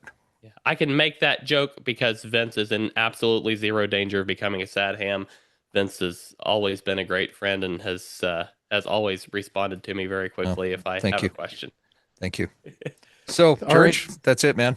Thanks so much. Thomas, Oh, goodness. what's on the Murphy bench? What's on? Thomas. How Oh, is the nope, wait. Murphy bench doing? Thomas. Wow, out of the gate. Shots fired. Too soon? Ladies and gentlemen, you have to understand, about 3 Deep episodes cut. ago, somebody talked about Murphy bench, and then Thomas talked about the Murphy armoire. And then in our chat group, every time I say, "So Thomas, how's your Murphy bench coming?" I get ignored. Okay, Yep. we have to phrase it this way, By though. design. Thomas, Murphy bench. Question. Amaze. Yeah. So that's another Project Hail Mary reference for everyone. We warned you. This is required viewing for Ham Radio Workbench podcast listeners. I'm sorry. So really, not a ton on my workbench right now. I have been actually, one of the things I've been working with this week is a non-radio thing, but it'll be combined with radio, and that is my Brompton bike. So Brompton is a British bike manufacturer, and they make the best designed. I actually would argue that I think their bike is like my favorite product design of all time. I think it is beautifully engineered and is just an amazing piece of work that they've made, because this thing it has 16-inch wheels. It folds down to just nothing. You can put it in the overhead compartment of a lot of airplanes, and you can ride it around. They're great for a lot of city type commuting and that sort of thing, or greenways in my case. I really like them because you can throw them in the back of the car. We have 2 of them in the family. I bought them used. And the one thing, I only got them used maybe 2 years ago or something, and I've never had to replace the inner tubes in them, but it worries me because the rear tire has a hub with the gearing inside the hub. I've never had a bike like that before. And I was afraid, when I take this thing off, I'm going to really screw up the gearing. It has like 3 gears. That's all. So I went to this really cool bike shop in Raleigh called Oak City Cycling. Big shout out to them. A really awesome bike shop. I've been to tons of bike shops over the years, and this is the best. And they actually have a guy there that works on Bromptons, because they've been like sort of a mini distributor of them at times. And I said, look, I need to know how to do this stuff myself. And he's like, hey, come on over here to the bench and let's do this. And he showed me. I did a lot of the work myself, which was just fantastic. And then came back to the house. We did one bike, so I've got another one I can redo now on my own. And then I also did a modification on mine. Mine are a little older. The newer models have this rear clip frame that holds the rear frame up. You'd have to look up a video of a Brompton bike to see what they look like and how they fold. Just do a YouTube search for that, and I promise you, you'll be like, wow, that is so freaking amazing. It is so freaking amazing how they do this. So I had a really fun time actually learning a lot more about my Bromptons. I love that. Now I've actually, in my head, I'm already starting to make a little budget for a Brompton G-line bike sometime, which has 20-inch wheels, which are a little bit better equipped for gravel and things like that I'm actually often on more. They are not cheap. I'd probably end up selling one of my C-line Bromptons to make that happen. Speaking of Project Hail Mary, one of my, I guess you'd say my Easter gift to myself, the wife and I both got some kind of cold, like Easter Day, so it's just Sunday, just a few days ago, and sat around the house that day, and she said, "You ought to put together your Project Hail Mary Lego set," and that's exactly what I did. It was Your so wife much has fun. never been more beautiful than she was. I at that told she moment was right gorgeous. there. She was radiant that day, Yeah. radiant, and it was so much fun doing that. I don't know, like the instructions are so easy to follow. You can screw up stuff, but really Lego instructions are very good. It's like what Yeah. IKEA should be. And I am a massive, massive Legos fan. So okay, yes, okay. yes, absolutely. And what's amazing about this is if you've seen the movie or read the book, you understand the principle behind it. But the Lego set shows it's basically there is like a little Grace and a little Rocky in there, which is really cute. But it's the ship, the Hail Mary, and it spins on this axis. And when you turn a little crank, it spins like clockwise on the axis. When you turn the crank the opposite direction, counterclockwise, it puts it in centrifugal like force mode. So like the lab part of it comes out the back, spins, and then the whole set spins. And when you build it, like I know like most of us when we build something and we know it's going to do something mechanical in the end, in your head, you're like, "Oh, I see how it's going to do it." I expected like little rubber bands around things. I expected some more gearing than was there. There was actually a modest amount of gearing. That is so beautifully engineered how they made that happen. When you finish it and you look at it and you're like, I feel like this won't work. I need to set something up or do something. And it just works. And it works really, really well. So it was a lot of fun. I really enjoyed that. So cool. I'm trying to go through these things really quickly here. We were just talking about the KH1, and this past week, well, actually, a few weeks ago, someone reached out. They're a Ham Radio Workbench listener as well. A fellow named Rolf, DB4REB. He reached out to me because he watches my channel and reads QRPer a lot, and he had made some KH1 accessories for himself, just 3D printed and made some little mechanical accessories. And he said, "I've made an extra set I'd like to send you if you're interested." And I said, "Well, heck yeah, I'd love to see it," because he kind of just told me what they were.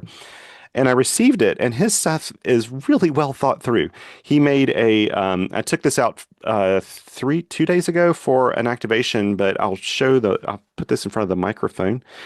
He made like a little 3D, he made a 3D printed stand that so cool. that is actually a really nice angle when it's sitting like on a table. That's awesome. He put shock cords around it so it would hold it to the stand, and it angles, like I said, it angles it perfectly. But the KH1 sits in it, and it's bracketed in such a way that the KH1 does not move around when you operate it. That's incredible. On a picnic table. And I used it on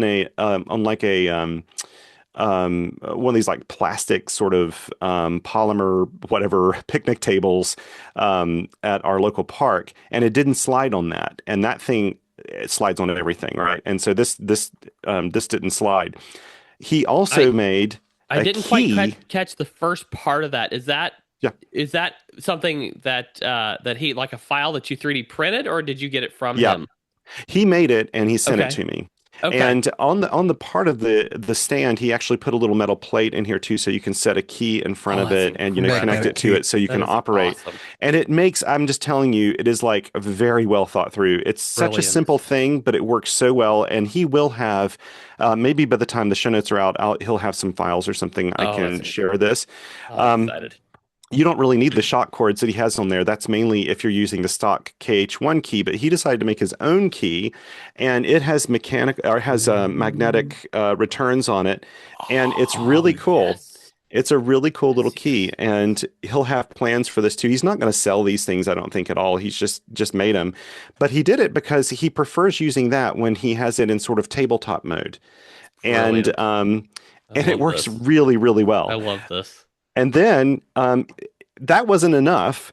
He also made his wait, own there's version more. of a. But wait, there's more. He made his How own much version would of you a pay? pressure paddle for the KH1, and it's angled. Ooh.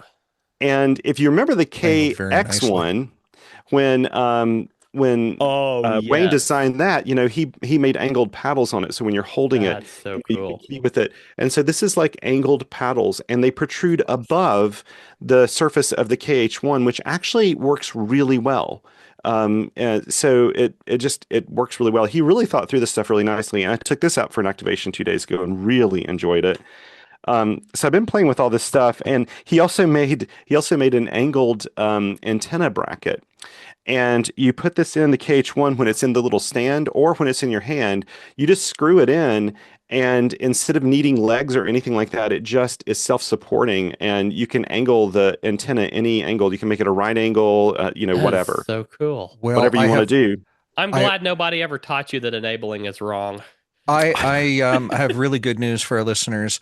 I have found the model on Maker World, Yes. and I have posted it in the show notes. Very nice. Excellent. I'm like Excellent. ready to send it to my K1 or K1C already. I'm like, give You're me the link. You're In so the chat. on it, Vince. Thank you. And so the last thing I've been working on, which actually has been sort of a taken up more time than I would have thought, is a little collaborative project I've done That's with my never daughter. happened. Sorry, Thomas. It's a little collaborative project I've done with my daughter, Geneva, K4TLI. And by the way, her suffix was specifically chosen. She wanted her own vanity call for translunar injection, and she That did is that so ages awesome. ago. And it actually it was so Relevant. relevant to now. That's awesome. Oh, that's Yeah. really Oh, fun. and she went to space camp last year, didn't she? She went like 2 years ago 2 years, to yeah. space camp. She's a huge NASA nerd. I mean, like that's what she wants to do Here. is work for NASA one day. Yeah. And since she was 8, she's been wanting to work for NASA. So anyway, we lost our sweet, sweet, sweet dog, Hazel, last year in November. And we're all still kind of getting over that. Neva wanted to do a little something for me, and she made this design of a cup, a coffee mug, and she made a little cartoon version of Hazel on it. And she called it the QRPup Cup, and she actually came up with the slogan on the other end, "Ham's best friend," and it's just so cool. It's a little coffee mug, and I was like, you know what, girl? Like she's a scholar. She goes to university. She's a scholar. She works really hard, and she really doesn't have time to even work a part-time job while she's there. And I said, hey, this needs to be your side hustle. Like I'm going to put this on QRPer.com. And so we set it up. So the mugs, she gets like $3 or $4 per mug or something when they're sold or whatever. So it just benefits her kind of, college, travel, food, whatever money. Just, it's like it's replacing out her little side job. And so she made the one for Hazel. And I'm actually announcing this tomorrow, but in the time that this is released, of course, this will have been out for a couple of weeks. She made one for our really good friend of the show and previous guest of the show, Alan, W2AEW, whose really sweet dog, Sophie, passed last year as well. And she knew Sophie, and of course I did too. And so he made one for her. And then she made like probably 5 or 6 other just kind of generic dogs, like a German Shepherd Shepherd, a Terrier. She hasn't made a Shibu Inu yet. Is that what it's called? Is that what it's Yeah. called, Vince? Shiba Inu, Inu, yeah. You need to do a She has- Great Pyrenees. That's what I've got. So. Yeah, she's probably this summer going to take a few requests, but anyway, so you can find that on QRPer.com. I'll probably have a specific page for it, like up in the top, where you can do like, I don't know, maybe I'll make a merch page or just QRPup page or something like that. So you'll be able to find links to it there, and I've hijacked the show notes and put some links in the show notes as well. And that's what's on my workbench. Very That's cool. awesome. So I always loved saying Hazel. Yeah, at first, when you were doing your videos, the first time I watched it, I heard you say, Hazel, where are you? Or something like that. I'm thinking like I guess his wife's name is Hazel. And Here, I Hazel. realized, no, it's the dog. Well, the love course. of his life is anyway. Well, okay. She is so amazing. She is such a great dog. And ever since, I always enjoyed watching, what the dog was up to in the videos. So yeah, that's great. she was always great. Like I remember the thing, there were several things with amateur radio activation. Specifically, I had to watch out for Hazel. Barrawella Mountain, when I go up for a soda activation, it is also a pasture, and she was one of those dogs that if there was a cow patty nearby, she had to get in it. So I had to like keep her really close and really watch her. And sometimes when I would sit down and I'd try to find a place to sit to do like my soda activation, I would like have to like tie her to my leg, and then where there was no way she could make it over to cow patty. One time I went on an activation and in Tennessee, and she got away from me. I wasn't paying attention, and she found the cow patty, and I had to wash her in a creek, which she hated. But I had to do something. She couldn't get in the car with me that way. She also was really bad, like when there were squirrels or something nearby, she would just lunge for squirrels at trees. And so like if she was tied to like, if I had her like around my leg or like to a picnic table, you hear like thunk, like where she would like try to get the squirrel. But I miss that sweet thing. She was such a wonderful, wonderful dog. And I think so many hams have dogs and cats that are just really special to them and often participate in their hobbies like amateur radio. And so we really miss these guys when they're gone. Yeah. That's sweet. That's a really neat thing to do. And yeah, that's very cool. All right. Well, thank you. Great stuff on the bench. Lots of things. I got to go back and listen to a bunch of stuff you just said at high speed. So I got to decipher that and figure out what I need to do to add some stuff to my KH1 kit to try to make that 16th contact. You want these things. George. You know what? Yeah. If I could work it out, I'll try to hand deliver you some in the Pacific Northwest this fall or something. I've already got the file in Orca Slicer. I'm sitting here working on it. You are a workbench guy. You are. Yep. Paul, what you got in the bench? Well, not a whole lot this time. The first thing I'm working on is let me switch the camera. I had mentioned before that I got a nice free bag from work that it's going to work out for a go bag for that QMX that Mark is working on. So inside this bag are little compartments. Over here is just the right size to hold a Pactena and an extension. In the middle is where the QMX is going to go. I've already got the cover printed for it. Okay, the camera is working weird. Over here is a little slot where I can put a little HT. And then That's a good idea. Up front here, let's hold this up a little more. The talent cell battery will fit. And then in here, I've got two different microphones. I've got Vince. This is that Shure mic that you sent me that I gutted, and I put an element in and put a push to talk. And then this is really nice. This is that printed K6ARK, the elongated version. N6ARK mic. Yep. Cool. Yeah. Yep. So, and then you flip over the flap that covers this, and I'm going to switch out to this now because it's doing weird stuff. Nope, that's not what I wanted to do. Back to here. Inside the lid, there's a pouch for some coax, some 316 pieces, the cable, the audio cable for the little mic, and also for the Shure mic, and an antenna for the HT. And then I've also got space in here for the obligatory stylus, which I don't necessarily need, but will need it for the selfie. For photos, yeah. For There you photos, go. yeah. That's the Yeah. important part. So, but yeah, this is just a Targus bag that somebody left on the floor at work, and was a sign said free, take it. I'm like, okay. Make it disappear. So all I need, You know, Paul, I suggest you hang on to that sign because it'll come in very handy when you find other things you'd like to have. That's right. just put free next what's in front of it. It said it was free. Yeah. You know, so I want to say Out one of your thing, Paul. jib, George. The And also, you're no longer allowed anywhere near my shop. Just turn him into a serial equipment snatcher. a little kleptomaniac there, but hey, so one thing, Paul, that bag reminded me of, because I was out with a listener of the show, actually had a POTA activation with him, Jeff WJ3FF, really nice guy, and he had his Pentec TR35 in a case looked very similar to that, but it wasn't as kind of professional looking. It was just a lunchbox. It was like a padded little lunchbox, like you'd take to work, or kids would take to school or whatever. And he brought up a really good point I hadn't thought about. He was like, if I leave this on my front seat of my car, it just looks like my lunch. It doesn't look like a radio. And I was like, whoa, I never thought about that. That's a really good argument for just getting a soft-sided lunchbox or something to put your radio in. Yeah.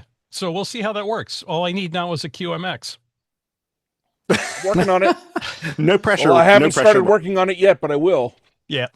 A couple other quick things. I'm going to go do an activation up at the dunes on Sunday because the weather's supposed to be nice. And my wife is actually going to come with me.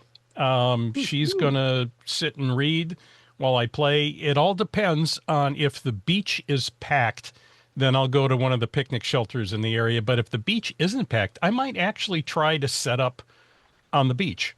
I've never done that before. We're about 20 minutes south of the southern tip of Lake Michigan, and I've never tried activating on the sand. So if the beach is not packed with people who are going to trip on stuff, I may set up there just for fun to listen to the waves and operate. If not, I'll work on one of the picnic shelters in one of the other areas. I recently picked up this antenna quick release clamp because there is one. I want to start doing some longer activations where I have to hike in. And there's one place up in the Dunes National Park where there is no place. It's kind of like a walkway that goes over like a marsh area.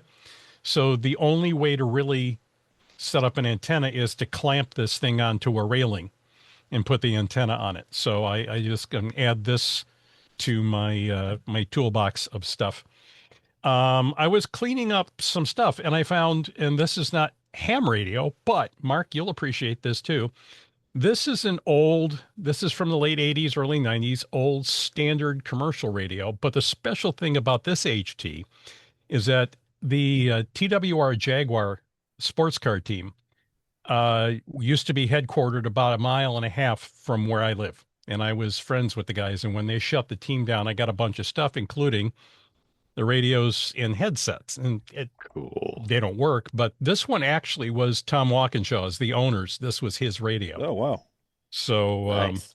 yeah. So I've got, it's old brown brick. This thing weighs like 3.5 pounds, whatever. But so these were the radios that the crew wore during races. Something I have learned about Paul over the past couple of years is that you really need to wear steel-toed shoes because that guy he can drop some names. Let me tell you, like some big names too. Yeah. Yeah, sorry. I mean that as a very much a compliment. Yeah. Like, One other thing. Okay, Thomas, you're also guilty of that, right?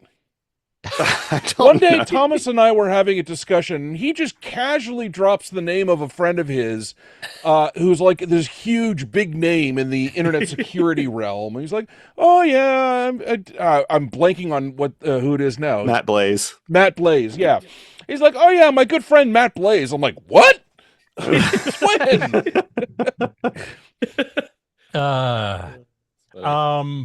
And I'm going to be replacing the 43-foot vertical out back of my condo with an end-fed half wave. I've finally Yay. getting all the parts together for that. So that'll be a project when it warms up a little bit more. Last time I mentioned how useful and how cool I was finding Thomas's website. I've also been digging into Vince's website. Oh, yeah. Uh-oh, Because nothing he's good got a lot ends of there. very useful tools in there that he put out.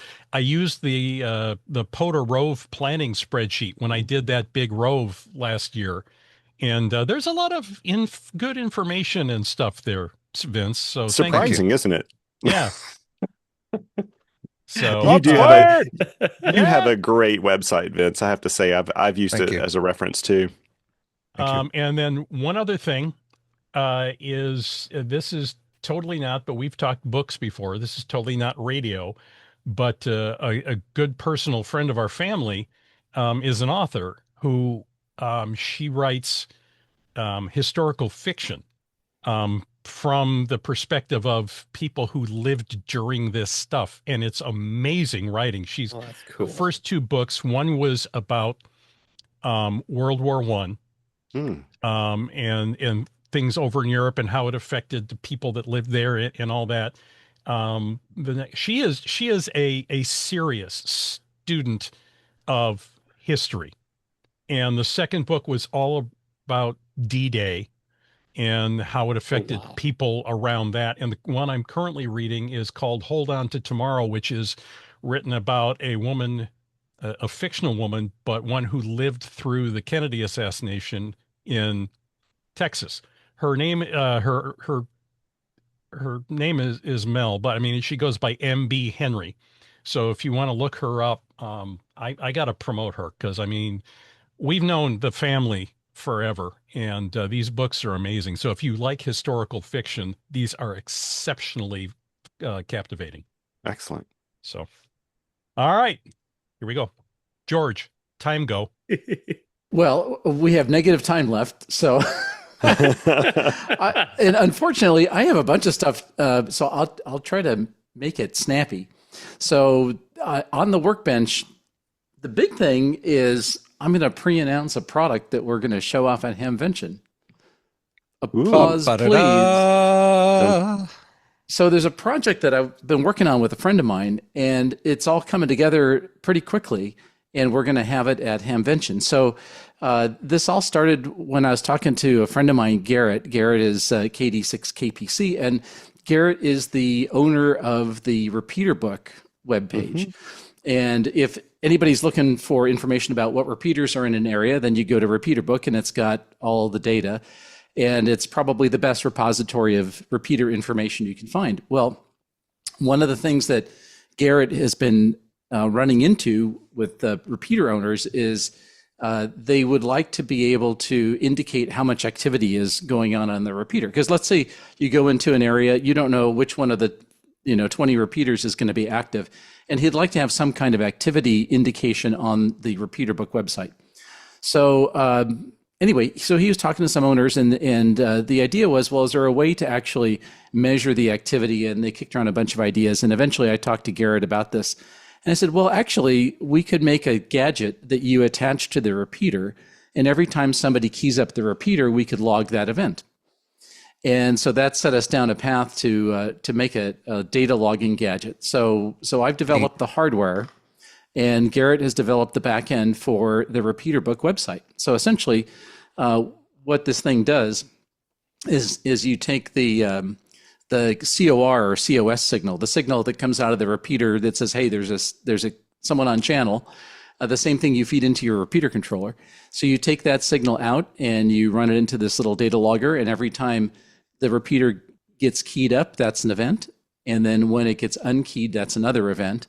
And this little hardware module is Wi-Fi connected to the internet, and it will send the key up and unkey date timestamps to the Repeater Book website. So if you're the owner of the repeater, you can just get that information privately and digest it to see what kind of activity you have, or you can flip a switch and you can actually make that information available on the Repeater Book website.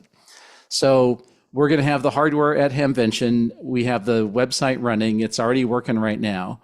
And to make it just even a little bit fancier, on the hardware side, in addition to seeing that there's a key up, We also can read a voltage, a DC voltage, and we can also read a temperature with a digital temperature probe.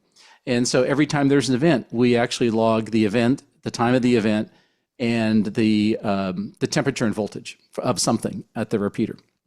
Because why not? So anyway, it's really cool. The project is now off in fabrication at the assembly house. I should have them in a week or two in time for Hamvention, and it's a pretty cool project. So I'm quite jazzed about it. That is great. The amount of telemetry you'll get off that. I mean, what were we doing for telemetry 10, 15 years ago, and even today? We hook up a KP33 and a bunch of analog sensors, and we blurp that data out over APRS. So we have a rough idea what's going on at our repeater site. But to have that kind of live data in a cohesive form and that feeds a website is great. Yeah, exactly. And so what you'll see, in fact, I can show for those of you who are on video. Let me share my screen. Let's see, what do we do here? Share windows, maybe? Share window. I don't know, Vince. Share window. This is like our desktop support guy. Yeah. All right. So do you see a web page, I hope? Yes. Yes. Okay. So this is it. So this is cool. this is the back end. So this is actually says Hamvention demo up at the top there. So live repeater activity from the remote booth, which is going to be booth 3012, the Sierra Radio Systems booth, right next to Halibut Electronics. So every time you key up on the input to the sensor, it will update this data. So you can see here, my test module has a unique ID. That's this weird string. It's online. There's nothing happening at the moment. It shows how many key ups there have been, 15. It shows there's a heartbeat once every minute. There's a heartbeat, just so you know if you have connectivity or not. Tells you what the duration of the last key up was. It'll tell you the total duration of all the key ups, how many key ups, and then there's a log of all the key up events. And it's not showing it here because it's sort of rolled off after 24 hours, but it'll show you a bar graph that shows you the distribution of key ups over time for a 24-hour period. So I haven't keyed it up for a day, so there's no bar graph. Anyway. Did you use any AI tools to write this? I'm not allowed to say. No, seriously. On the back end, so Garrett did all the web back end, and I really don't know. I don't think he did. I think this was all done. It has a little bit of that look to it, and so I was just curious. Yeah, it's possible. It might have. I was just curious as to which one you're using. I'm always open to check. Well, I'll come back to that, but just to close out on the webpage, so you can see here, like in the middle, the latest snapshot. The voltmeter is 14.78 volts, temperature 69. Even the Wi-Fi, RSSI, the signal strength. Total key ups and heartbeat, what the last transaction was. So anyway, all this stuff is going to be available, so you can sign up for this service on the Repeater Book webpage, and then I'll have the hardware there to show. That's so cool. So yeah, so I'm pretty jazzed, and one of the reasons that I wanted to do that. Oh, let me bring this over here. So this is a picture of the board. I don't have the boards yet, so all I can show you is the layout. So it's a very nice layout, George. It is very nice. Yeah, it's elegant. Thank you. So it's about 3.5 inches tall, 3 inches by about 2.25 inches wide. So it's fairly small. It's got words and stuff. It does. Yeah. So up at the top is the processor, and you see it says antenna. That's the Wi-Fi antenna that's built into the processor. There's a little digital display in the middle, so we can show little tiny graphs and stuff. The connections are down at the bottom, so the digital input, the voltmeters, the temperature sensor, all that screws into a terminal block at the bottom. And then there's some buttons and a whole bunch of LEDs. And good, it blinks. It blinks. Oh, like Christmas? Absolutely. Oh, nice. That's awesome. It blinks like all the George holidays. just had a slight sexual moment right there. Oh, it's very blinky. And there's a couple other things that is not really necessary for the basic use case, but I put them on there for future features. So there's one relay, so it's possible to do a dry contact relay closure. And there's also some RS-485 interfaces. So you can interface it to the station controller, DCN, the device control network. So you can make this another device on that if you want to do that, or just put on your repeater and forget the station controller. So it's got some expansion capabilities as well. So Mark, and the whole thing is powered on. I'm sorry, Mark, the bar has been raised for blinky lights. Yep. Blinking light and display. And please let the record show I've incremented the rat hole counter because George had a moment. Yeah, thank you. I'm getting the vapors here, Vince. I know, I can tell. And the whole George, thing's go ahead. powered off of USB-C. So you Nice. can run it off of whatever is handy with USB-C, and the USB-C port's also a data port, so you can go into it and configure things or download new versions of firmware or whatever. So, And why has it got an I2C interface on it? that's a good question. Why not? The main reason is Why not? is for expansion. So it's handy because let's say if you want a bigger LCD display, you can plug one in, or if you want to talk to an I2C sensor for some future version of firmware, Yep. or if you want to, frankly, if you want to just buy the hardware and write your own software from scratch, it's got that capability. You can just do that if you don't want to make the hardware. All right. That makes sense. Yeah, so it's kind of built for purpose specifically to support Garrett's repeater book data gathering, but I made it sort of universal enough that it's actually useful for other stuff too. Nice. So Very I'm cool. really excited. So that'll be there at Hamvention. Let me figure out how to unshare things. I think you've probably put a good couple of hours into this. A couple. Yeah. Oh, by the way, so Andy said, what about AI? The first thing is I got to figure out how to How to unshare. turn off sharing? There's How a do red thing on your screen. Just Oh, hit your stop share sharing. button again. There you go. Yeah. That how one do you would work. how do you use this thing? So on the firmware side, I've written lots and lots of firmware just by hand, for many, many years. And on this project, I wanted to see how easily it would be to do it with AI. So I used Claude to do some of the code generation, and it's pretty remarkable. I mean, what I found with Claude is if you get into some esoteric question, it will lie to you straight to your face. Yeah. Like, Very convincingly. For example, I was trying to plug my KX3 and my PX3 and the amplifier together, and I forgot what plugs to what, and I could have looked it up in the manual, but I just typed into Claude, how do you configure Yes. this? And because I forgot also what menu picks to select. And it came back with a completely cogent explanation about the 4-pin DIN connector that does not exist Yeah. anywhere in the Elecraft universe. And A friend of mine asked Google for what flag do I give to RM to make it interactive so that it asks you for every delete, whether you yes or no. And the answer it gave was RM minus F, does that exist? which is force. Oh, which geez. means don't ask me for anything. Just do it. Just do it. Yeah. Wow. Very confidently gave him the exact opposite answer. Yeah. wanted. So my experience with using Claude for firmware was actually extremely positive. So as bad as those examples are, on the flip side, for code generation, it's been remarkably good. And I must say the Codex app is extremely good. I use lately I've been using GPT 5.4. That one's pretty good. 5.3 Codex is a good model too. And I've installed the OpenAI Atlas browser, ChatGPT Atlas browser. That's like my go-to browser now, and it's really incredible. It can help you get for a while it was just basically 50-50. It was either lying to you or it wasn't, and you never knew. It's lately they have dialed it in really good. I mean, I'll talk about this a little bit later. I was working on some stuff with my Raspberry Pi for World Radio League, and it just walked me through these steps. I literally just gave it the file that I needed to install on the Pi, and I'd had a completely different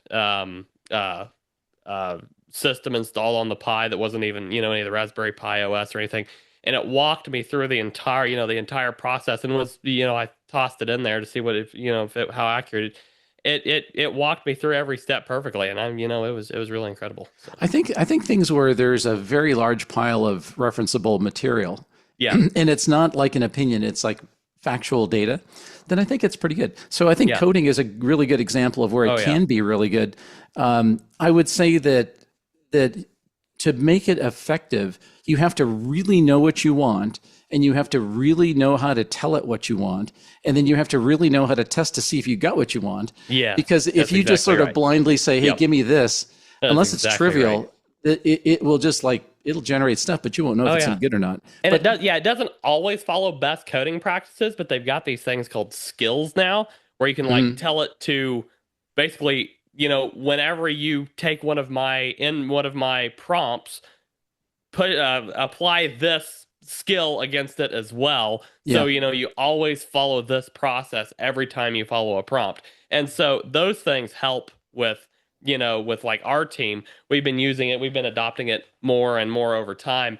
And those kind of things help tremendously to, match our coding structure, so that when the developers go to review the code, it's like it's already familiar to them, So yeah, I think the most useful thing is that it shaves off a whole lot of waste and time. So if you do something like write code for a microcontroller as your job, then you get really good at it, and you don't, you get some benefits from using this, but it's, you kind of know what you're doing already. You already have your toolkit of stuff.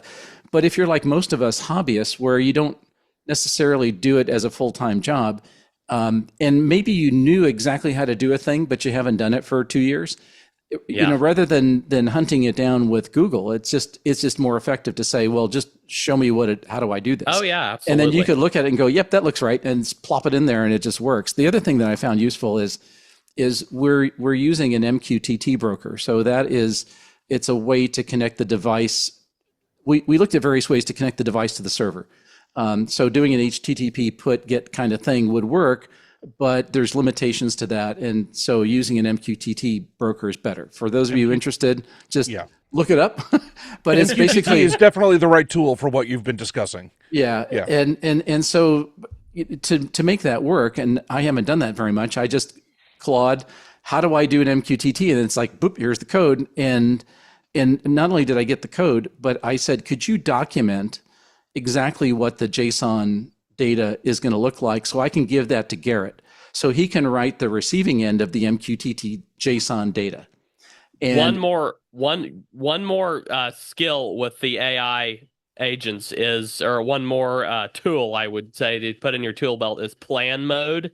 Plan mode. What's that? Will it's especially prevalent with the Codex app that I use. I'm assuming Claude has something comparative to that. Yeah. Plan mode is basically, it will not write any code when it's in plan mode. You tell it what you want, and I always tell it to ask any questions that it needs to ask, and it will literally give you just a multiple choice question. Do you want to handle this problem this way, or this way, or another way that you want to describe, or will you handle this problem this way?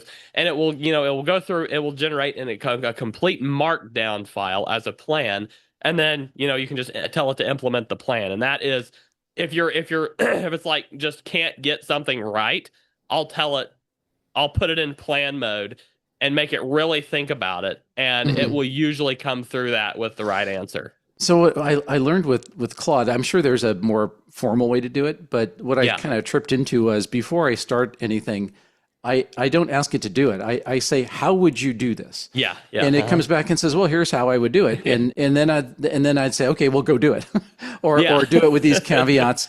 And it often does come back with 3 or 4 questions about, well, did you want this or then, or what about this? And that's a good idea too. I do all that. Yeah. So that's been very good. And this the last thing I started to mention was, I wanted to give Garrett a document. And so I said, could you please document all the MQTT calls with examples and put it into a PDF? And it created this 5-page, beautifully laid out document with all the calls and with example data and everything. So I could just send it to Garrett. I mean, it looked like I would have taken a month to figure this out. And that was in 5 minutes. So that sort of stuff is super, super useful.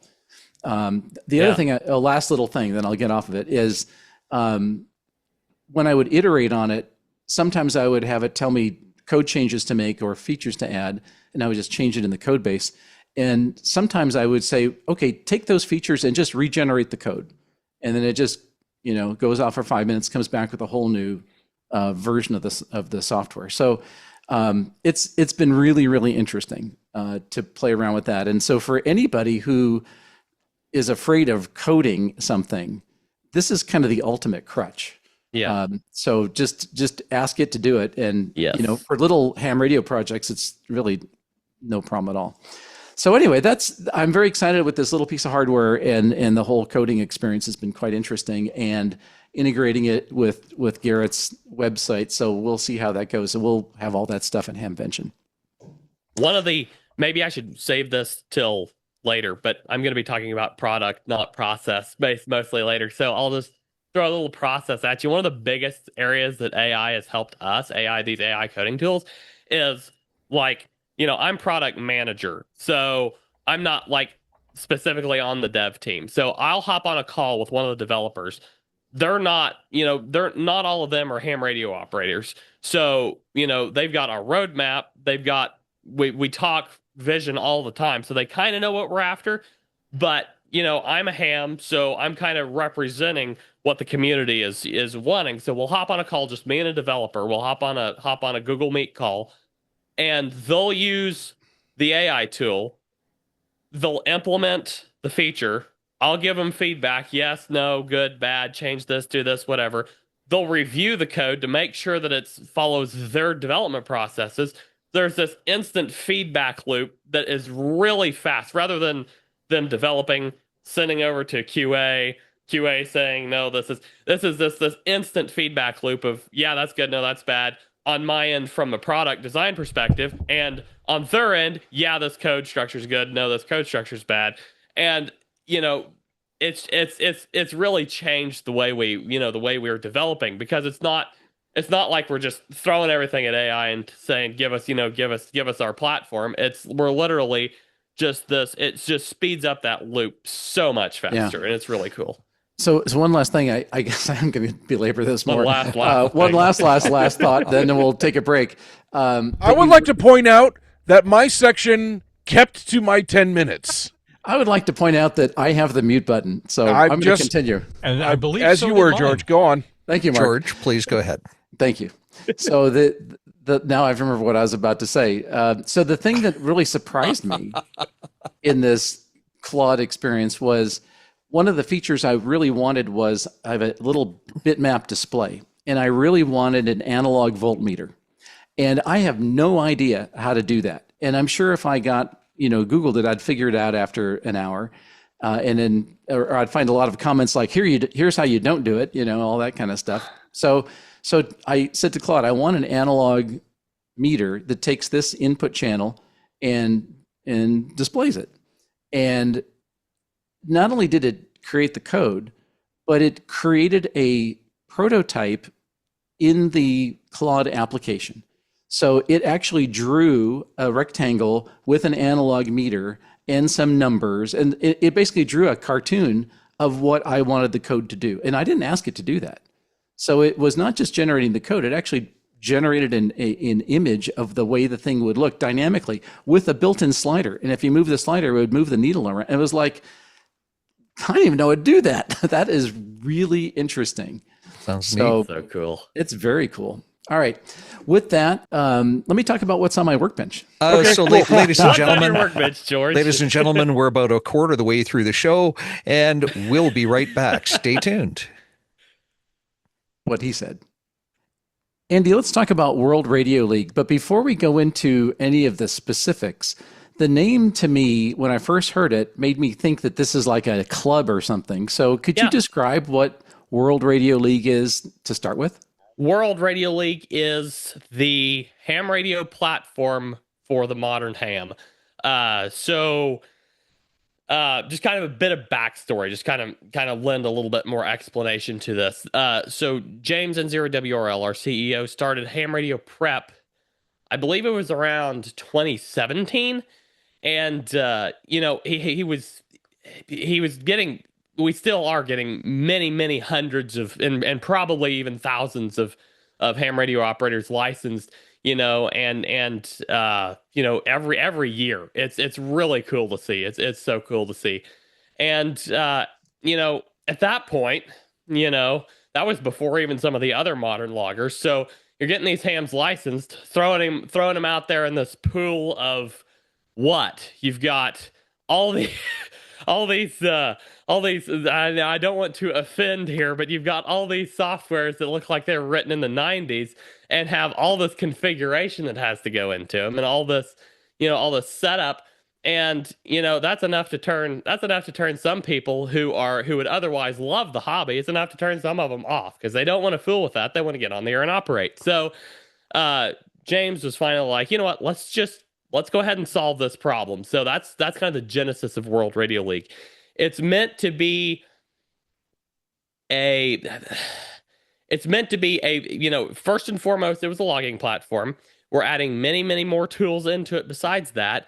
But there's also this community element to it that is just growing and expanding and flourishing. And that's kind of the what's behind that World Radio League there. We've got a dedicated community page. We've got a Discord, a whole Discord group, which I can share the link, put that in the show notes.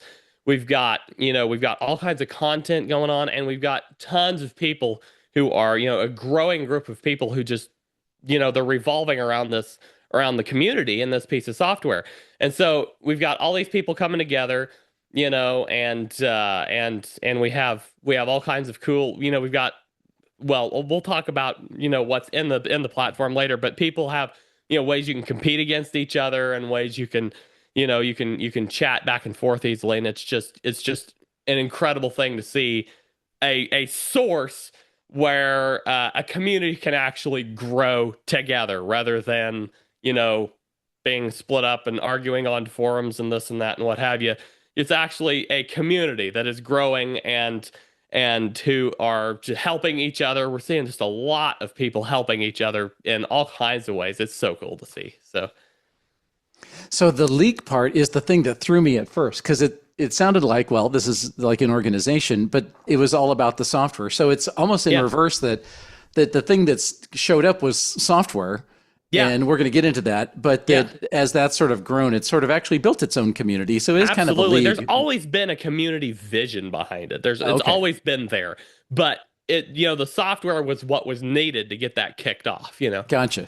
Yeah. So let's talk about, you mentioned it does a bunch of things. So maybe let's talk about what the WRL software environment does.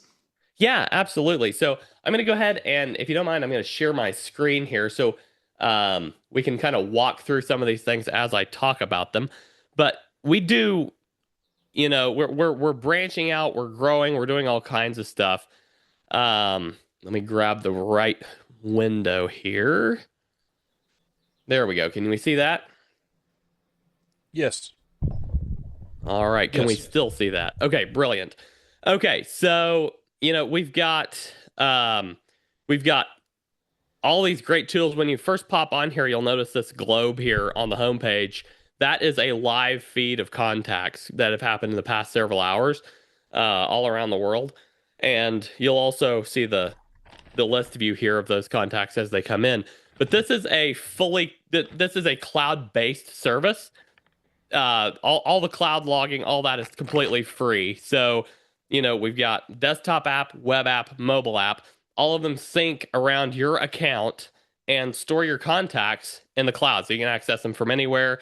You go out and do a POTA activation with your web app, with your desktop app or your mobile app. Syncs back to your web app. You can pull it up later. If you're offline, out in the boonies, desktop app, mobile app work offline, all that syncs back to this account. That allows us to do really cool things like our contesting page. So they're none live right now. We're kind of midweek, but we just completed a couple weeks ago the CQ Worldwide WPX contest. This one was really cool. In World Radio League, we had 278 participants, 24,999 contacts logged just in World Radio League. And you can see we've got the top 10 leaderboard here where folks are competing for top spot.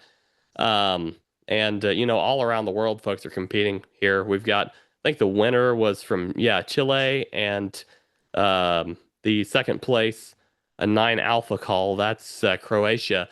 And it's just really cool. Some of my favorite pages to look at are like the statistics page. You can see what bands were active, what modes were active. The QSOs per hour graph is so cool because you can see, kind of over time what when QSOs were being made over the duration of the contest, and what times they kind of fell off and what times they were more active. And it's just really neat to be able to display all of this data in a new and fresh way. And I think that's one of the ways we're really starting to shine even more. We're starting to put a lot more emphasis on our contesting engine, and as opposed to we had been focusing on POTA and SOTA activators, and we're going to be doing more features for them. And I'll show you some of that here in a few minutes. But we're really starting to lean more into some of the contesting side again. I think when I first started using your software, the thing that really struck me was how modern that it looked. The interaction is very modern. It's clearly something done by people that know how to do software for today. Absolutely. And like, for example, I use N3FJP because it's easy and people have been using it for years, and I really like it because it's very familiar and very easy to use. But switching over to the WRL for just general logging was like, for field logging, there were some really cool things like in the UI, I forget what the links were, but there's things where, you can make a contact and you can follow that link and see, what that person does or whatever. Yeah. So it's been really, really interesting. Yeah, absolutely. Yeah, you can open up their biography, or, if they're a member. It looks like this VE4SG isn't a member yet, but like if I pull up, one of my coworkers, Brad K4AZE, he is one of our product engineers. And you can go up, he's got his biography here. He is in the top. We have what's called logging streaks, and you can see mine is 30 weeks long, but that's just in order to hit that, you have to log a contact once per week. My daily streak is dead because I have not been logging a contact every day. Brad is in our top 5, I think. He's logged a contact for 310 days straight since we launched this logging streaks feature. And if you go over to analytics, you can see here's our top 10, streak holders right now. And it's really, really, really neat to see this. And you can check, your activity map, see how many contacts, or you can hover over these different days, see how many contacts you made that day. And, but so do you have like a little icon or like a little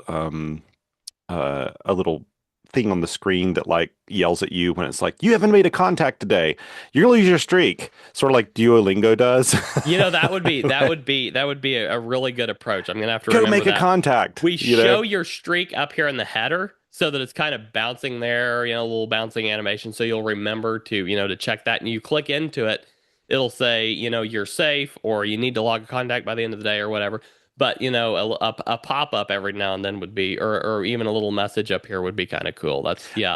And so for our listeners, I have to say that, like George was saying, it looks like a very modern, website and page. The user interface looks very intuitive. Things are laid out very nicely. Lots of graphs, lots of ways to represent the data he's talking about, along with photos of people who are users and mapping. It's got a lot. So it's a very, very visually rich, but not distracting page. One of the things that was almost a surprise at how well it took off was the leaderboard page. There are people who love competing in these state weekly leaderboards, for their state, see if they can make the most contacts or the furthest distance contact in a single week. That was really cool. We've got so many people who love doing that. And we ran into a little issue. There's there's one ham who dominates the overall weekly leaderboard. He is from, I believe, Trinidad and Tobago, and he dominates it every week. He's running automatic FT8, I believe, so like fully automated. And so I think one week he might have been dethroned by a ham who figured out how to run fully automated FT2. It was literally 6,000 contacts in a single week. It was insane. It was nuts. But but yeah, no, there's a lot of hams here I recognize. Looks like some new blood in here as well.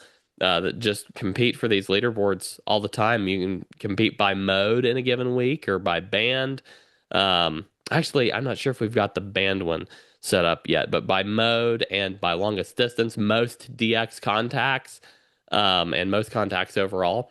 And yeah, it's people love competing here. And like I said, you can go in and do this by a specific state or by a specific country. So, I can go into my state of Missouri. I probably won't even be on the leaderboard because I haven't not logged much this week. But yeah, there's some friends, around me that have been logging contacts this week. And So one thing I want to ask you, I know right now you're just showing us sort of through yeah, the website. If you have the desktop or mobile apps or whatever, yeah. can they be just like fully offline? Like, can you get Yes, data and then you can absolutely. operate it I fully will. offline? I'm going to show you some of our POTA features, and I'll show you the desktop app and the web app both here in just a little bit. Okay, cool. They're fully offline capable, absolutely. And when you come back online, it automatically syncs those contacts back to your account. So, yeah, absolutely. Very nice. Yeah. So, yeah, like I was checking out Brad's profile earlier. Here on the profile page, you can add a little quick note about yourself up here. You can add a full-length bio down here in the lower section. Yes, we allow you to put an iframe in here, so you can put your POTA stats iframe down in there, which I like to do. We show publicly, I think we show like your last maybe 100 contacts or something like that. If you're on your own profile page, you can look back through here. We have many different awards we offer. Awards like here, I'm waiting for mine to load here. There's a significant stress on my network with all the tabs I have open right now. But yeah, you get an award for working 10 states, for working 50 DX countries, for working 25 or 50 states, for working, and you get one for working them and one for confirming them. So it's kind of meant to just boost. Some of these are kind of meant to just boost, an operator's enthusiasm. Like, of course you're going to be excited if you get an award. Hey, you just worked your 10th state, even if you haven't confirmed them yet, we offer an award for that too. That's like like you got both now. So there's plenty more awards. I'll look at some of those here in just a moment. But we also introduced these follower and following feature. Right now, it's just kind of, it's a way where you can just, follow your favorite operators and give them a boost. But soon we're getting ready to implement a call sign notifications feature similar to Ham Alert, so that, if you're out if you're doing whatever, you get a notification on your phone or on your computer that says, hey, Thomas K4SWL, you're following him. He just went live in a park, go work him. So, I'm really excited about that one, because that one's going to be big. Or even, this country just landed on the air, or this, this state that you're after just spotted. So, yeah, really looking forward to that. So let me ask you kind of a high level question. So when I first see a logging program, the first thing that I try to figure out is this just like a general purpose log? Is it contest specific? Is it portable specific? Is it all those, is it for the desktop? Yeah. Is it really for like my phone? So how would you characterize WRL where it is today? So if all of the above and then some. Okay. All right. So the kind of things that pop to mind are like, okay, well, if you're talking about a contesting logger, then you have to have all the various contest fields that need to get filled out and uploadable in the right kind of format. So, so how far are you like ticking down through a lot of those popular contests? Yeah. So let me back up for just a second. We structure our logbooks differently than some of the older loggers. We have a logbook list. I tend to create one. Some people just have one logbook for everything. I create one logbook every month, and then we automatically create one for every contest you enroll in, for every POTA activation you do. That keeps them separate so they're easy to just export into their own ADIF and upload. And it also helps with tracking some of those POTA and contest metrics. So yeah, if I go into this CQ Worldwide SSB contest log, see, we've got a serial number field here for you to send to the other operator. And this serial number field that you send, that automatically increments. So every time I log a contact, that's going to increment up by 1. You put your exchange in here. The contest is ended, so it's not going to let me do all that. But you put your exchange in. I guess this was a serial number one, but this is just a field we pop in for for all the contests. So like for Winter Field Day, I think it's your, what is it? It's your, that's one of the big ones we did this year. In fact, I'm going to pull it up quick. Let me 'cause that ask one you. is so cool. Yeah. Let me ask you just really quickly while Yeah. you have that page up there, because like in different contests, so like George was mentioning earlier in 3J FJP, which I think again is a very basic looking logging system, but it's really effective in the sense that you can get in there, you can actually change the order of the fields so that when you're tabbing through it, it's going to the right space according to your workflow and everything. Are you able to do that, like when you're tabbing through, if you're doing a contest and you have a certain way that you like to log? Can you change that tabbing order? Can you move things around, or do you just have one that's like, you so can't? Okay. if I this is the one that I use. I created this sport logger template because it was so it's so slick. This one you got their call sign, contest, exchange 1, exchange 2, abandoned mode. Abandoned mode, of course, persists after you log it once. It stays there, so you don't have to do that. You can literally go call sign, tab, exchange 1, tab, exchange 2, enter, log the contact. Cursor pops back to their call sign field. You can configure these any way you want to configure them. You can reorder them. You can turn fields on and off. You can do whatever you want to do and get them in the order you want them in. And then you can, we've got these options up in the header bar. These secondary options down below that you can turn on or off or reorder as well. So you have all the primary logging information right here, some secondary fields down here in case you want like a notes field where you can just add a quick note while you're going.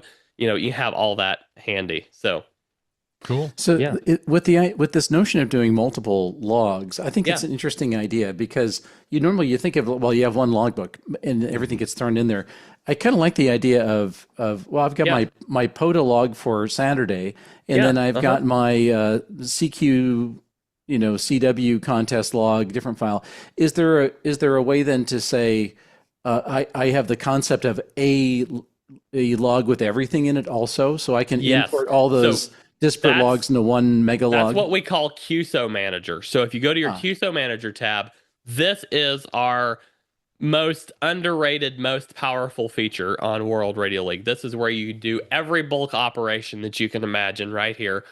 I can select any amount of contacts I want to select. I can click bulk edit details. Now I've got this looks just like a logger window. I can edit any of these fields and just apply that change to all the contacts that are selected. From here, you can filter down by band, mode, logbook, country, whether the contacts were imported or not, whether there's duplicates, whether they're confirmed. You can filter by what else do we have? You can filter by date or date range, or whatever. We've got, you can adjust your columns that you show in QSO Manager, so you can show the ones you want to show, and so at a glance you've got all the information in front of you want. You move them between individual logbooks from here. You can export these to QRZ. We have full bidirectional QRZ integration. You can import QSOs from LOTW. Their API is, what's the word? Ancient. And so we have not fully configured the export to LOTW at this point, but importing from LOTW, that's fully functional. You can export, of course, as ADIF. You can export just a select number or all of them here. You can import ADIFs. Recheck confirmations. This is a really cool one. So if there's like, we match contacts as they're logged and confirm them. You'll see these green check marks here. That means they're confirmed in World Radio League. Yellow star means they're confirmed in QRZ. We have another icon if they're confirmed in LOTW. I have not pushed any contacts to LOTW for a while, so I don't have any handy to show you. But you can see all those confirmations here. Recheck confirmations literally says, okay, I'm going to do a double check on World Radio League, make sure the system hasn't missed any confirmations matched there. Then I'm going to go to QRZ and I'm going to pull any new confirmations that have shown up since the last time I checked. Then I'm going to go to LOTW and pull any confirmations since the last time I checked, and applies that across your whole log with just one click, basically. So that's been a really awesome addition, and probably our most recent addition in this QSO Manager area is request confirmations. So this is, if you've got contacts that are unconfirmed, you select them, click request confirmation. It will queue up an email to the other operator. So that's a great idea. Yeah. Yeah. So the way this works is we don't want to spam these guys. Okay. So we queue up these emails and we send them once a month. They get an email with a list of everyone who has requested a confirmation from them on World Radio League. They get that. And, either they confirm or they don't. And if they don't, 1 month later, they get another email with the same request in it. So, and if somebody else has requested a confirmation since then, it adds them to that list. So, that's been, and we've got this whole flow where they come in. If they don't have an account yet, they can create an account and then view all the confirmation requests they have pending and either upload their log or go through manually one at a time and log their details for it. That's been a really awesome addition, and I've gotten a bunch of contacts confirmed that way already. So I think I just got one of those emails. Oh, cool. Yeah, you probably did. It was probably me trying to get you to confirm my contact. So, Andy, you said you don't have like full Logbook of the World integration that way. Yeah. So I'm guessing to export to Logbook of the World, you'd have to export an ATIFF file within certain parameters. And okay, you can do it two ways. You can either export the ATIFF file, send it to LOTW through your normal channels, or you can export it to QRZ, then on to LOTW. We're going to be getting that LOTW integration set up. It's just, it kind of was a pain to deal with, and honestly, it wasn't that important right now for us. So it kind of hit back burner for a little bit, just to be blunt about it. We got the imports in, which is what we want. I mean, this is the new, if you're joining World Radio League, you realize really quick that this is a great spot for just a source of truth for your contacts, because we integrate directly with WSJTX. If you're running WSJTX, it logs straight to your World Radio League account. N3FJP, N1MM, they all log straight to your World Radio League account, if you set up the integration. So it's just the perfect source of truth for all your contacts. That's good. Yeah. Can I ask another kind of like, since George is asking these kind of macro questions? Yeah. Let me ask a micro question. So if I were to go out to the field and let's say that I logged on paper for a POTA or a SOTA activation, and I come back and I want to enter it into WRL. Yeah. So one of the things I find is that some loggers are a little bit of a pain in that when you have to enter the time and the date, and of course it was like a previous day, maybe it was 2 weeks ago or something like that when you're entering it, that it can be kind of a pain when you're manually entering it later because you have to keep entering the time, keep entering the date. Yeah. Can you get it to where it increments or it sets up, the time so that you that's less of a pain? That's something I've thought about, Thomas, and I honestly, I don't know the best way to do it. The best way I can think of is persist the date. So you don't have to change the date every time. Yeah. But the time is a hard one to figure because, I mean, increment it by every minute or every 5 minutes? Actually, or, I don't think I don't think that it would have to be, for me, like it's almost always like a minute. But like, I'd say that for really it's just making the hour stay persistent. Yeah. Okay. Yeah. That makes sense. And when you just get up persist to the last time and you just tweak the second or the minutes as opposed to the hour. That's a great idea. Yeah. Okay. I honestly I'm gonna try something because I don't remember I don't remember how we have that set up right now. So let's say I go it's terrible to do this on a live stream, So if I go 2348 on 409 and I add that date, honestly, I'm going to do it this way. I'm going to grab our all fields template because that's got literally every field we offer. So it'll show it here instead. So 2348, 0409, I'm going to log K4SWL on 14.0. Oh, thanks for the nice signal report. Yeah, absolutely. 5.9 all the way. Yeah, it's those glasses. I've got them too. They tend to really give you a good couple S units. So log the contact. Yeah, okay, so it doesn't persist. Okay, that was an awesome suggestion, Thomas. So I need to make a note of that. So I appreciate that. Yeah, yes, because that's something I would end incredible. up doing a lot if I were using That is the solution I have been looking for, and it's such a simple solution, but it's the one I've been looking for because I knew it needed something, but I didn't know what it needed. So thank you. Oh, sure. So one of the things that we are really really happy about. Oh, somebody say something there? Sorry, live product development. Oh, okay. Without AI, I might add. Yeah. Well, I don't know. How artificial is Thomas? That's a good question. Absolutely. So No question about your intelligence, just your artificialness. Thomas GPT.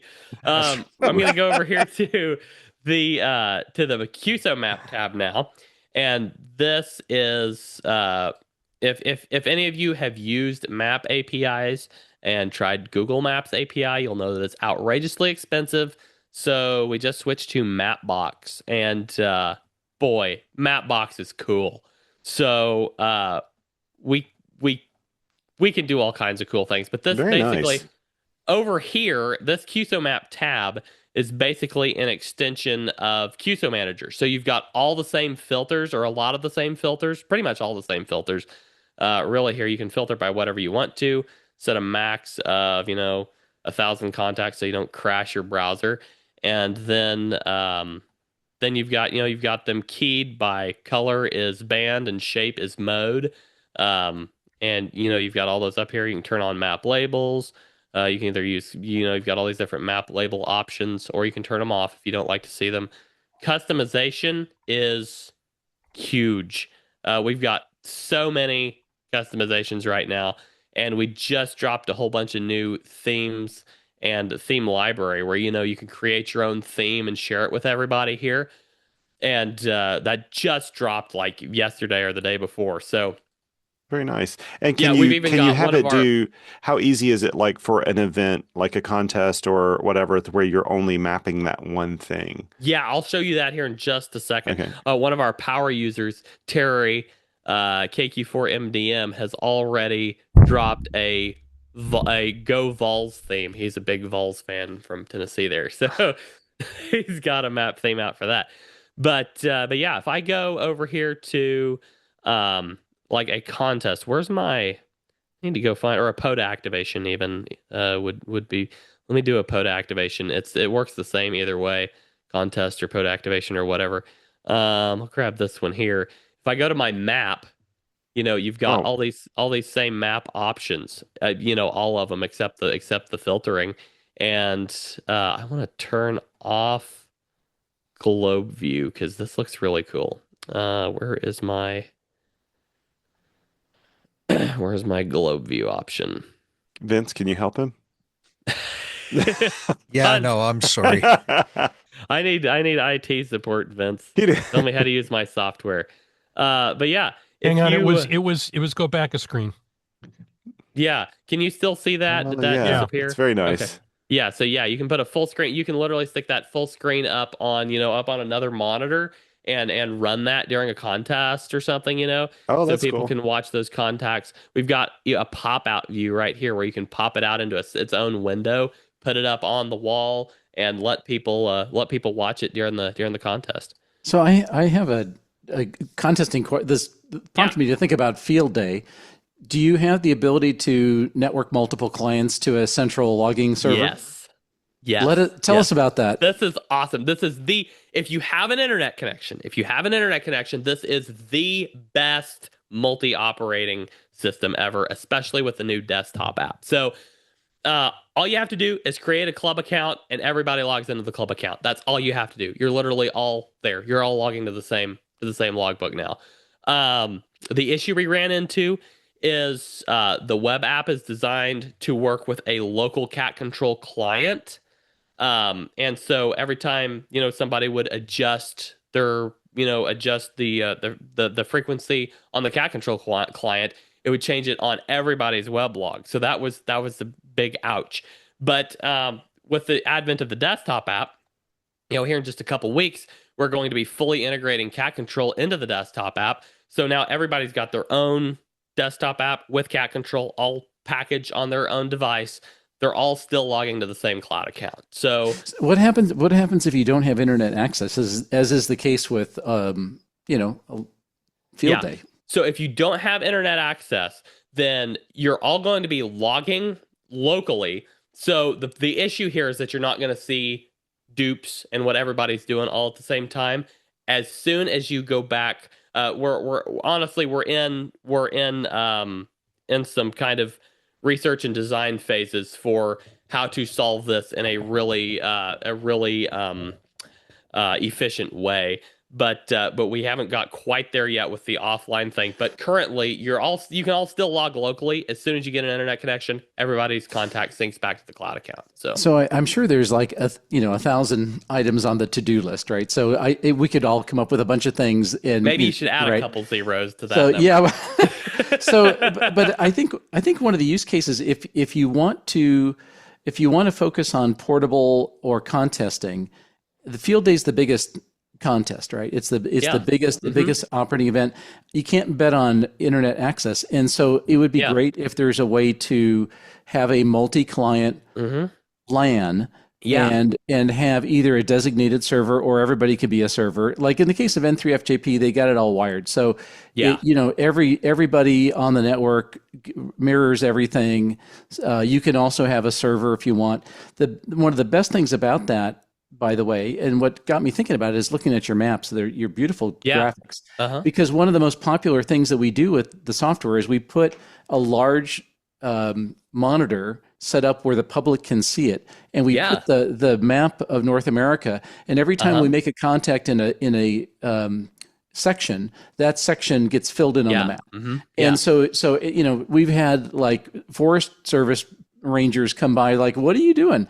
And we could stand at that map and explain what's going on, and they're like, oh, we get it. Absolutely. So when I see some of these really cool graphics you guys are doing, I would love to be able to use that stuff at Field Day. And, and you need this other back end stuff to make it really useful. Oh yeah, absolutely.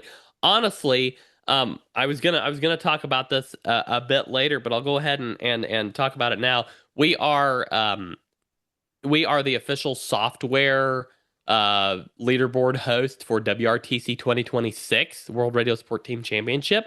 Cool. And that's what I was testing on the Raspberry Pi earlier, is we are developing a system for everybody to stream, they're teams of two streaming into this Raspberry Pi, then sending it up to a public leaderboard. So that honestly is a really good groundwork. If we decide to approach it that way, that's one way to do it, is to have just a central device that everybody streams to in that way. And I think that's I struggle because I'm not the best networker in the world, and I'm trying to learn. It feels like there has to be an easier way to do this, but that is the groundwork. And if we decide to go that route, and and that is that's coming up in July, so we're really excited about that. That's a big event. So so I'm sort of beating on this Field Day thing. Oh, absolutely. Because it's a big space, and I think it could use some improvement. And if you did what you're describing, where you had, let's say, a device, Raspberry Pi would be fine, or whatever, that was on the LAN, where everybody's logs are maybe locally stored plus sent to that database, Yeah. And you could do real-time dupe checking, which is important. And then if you had the option, if you do have an internet connection, to then stream that somewhere, so there's a public leaderboard, even better. So like at our field days, more recently, we've had Starlink terminals at field day, but we really don't want like every client going over to Starlink to the cloud and back. And what if we lose the Starlink connection? So we have to be autonomous. But the option to be able to also stream to a leaderboard in the cloud for a field day would be awesome. Oh yeah, absolutely. And that's the goal here. And honestly, this should, once we take that step, this should directly integrate with our contesting leaderboards that I was showing you earlier, which will be really, really cool. And kind of maybe one of the reasons we approached in this order is, one, we wanted to get the contest testing system out there and let it work, and people start using it and giving us feedback so that we could improve. Two, so many people have an internet connection anymore, even remotely. Starlink has changed that. You got like these just cell services like T-Mobile are sending internet all over. It's changed the game, and so many people have internet anyway that it's almost it's getting to the point where it's almost like, you've got the internet, use it. But at the same time, there are still many, many, many people who do not have that in their toolkit. So we did a lot of research through. We worked very closely with the Winter Field Day team this year and had a huge turnout. It was an awesome Winter Field Day event for us.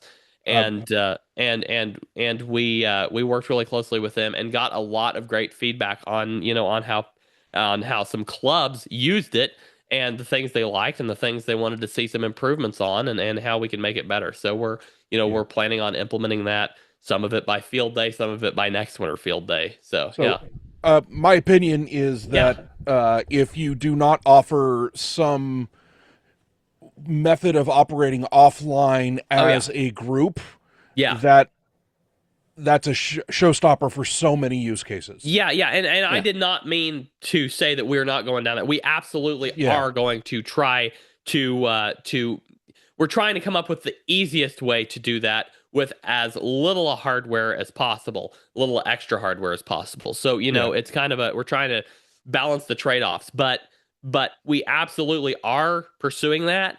It just, I was just making the point, that there so many people have internet, but so many don't. So this is a great conversation for me to hear this feedback and be like, hey, here's some great ideas for us. Well, I think in some of these activities, there's kind of a list of must-haves. So field day is really kind of field day, winter field day, kind of unique because you can't guarantee internet connectivity. So there's some definite must-haves, multi-client, like Mark said, not connected to the internet, dupe checking. I mean, there's a very specific list of must-haves, but it's not that much, So hopefully, and I totally appreciate that. Like, there's a lot to do, and you got to pick and choose your battles. There's no criticism at all on that. I'm just saying that I think that'd be a very popular mode to double down on. Absolutely, and you can see here that we've really leaned hard into sharing maps on social media, like really hard. And so we've got some really cool views here with some stats along the side, that type of thing. So, if you want to share we've got a program even called Mugs for Map Shares, where we pick 5 winners every month, send them a mug that's got World Radio League logo on one side and CW chart on the other. And, people really love doing that. So that's really cool. Yeah, absolutely. And we also just introduced a new mug that has like the World Radio League, like this. I think it's got this logo, the 73 R73 logo, with the World Radio League and Ham Radio Prep labels and logos on it, and it has Q codes and their definitions on the other side. So, So I'm going to ask you kind of a unfair question.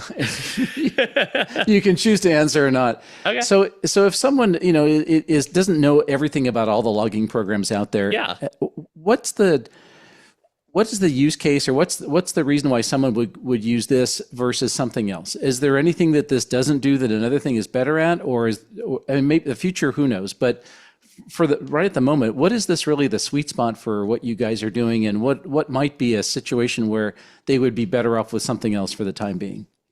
Well, you asked the right guy, because right or wrong, I have answered this question many, many times. And so um, I would say number one, the modern interface, as opposed to some of the other. There are great modern options out there. Don't get me wrong. We are in an era where there are many great options that are developed and are being developed.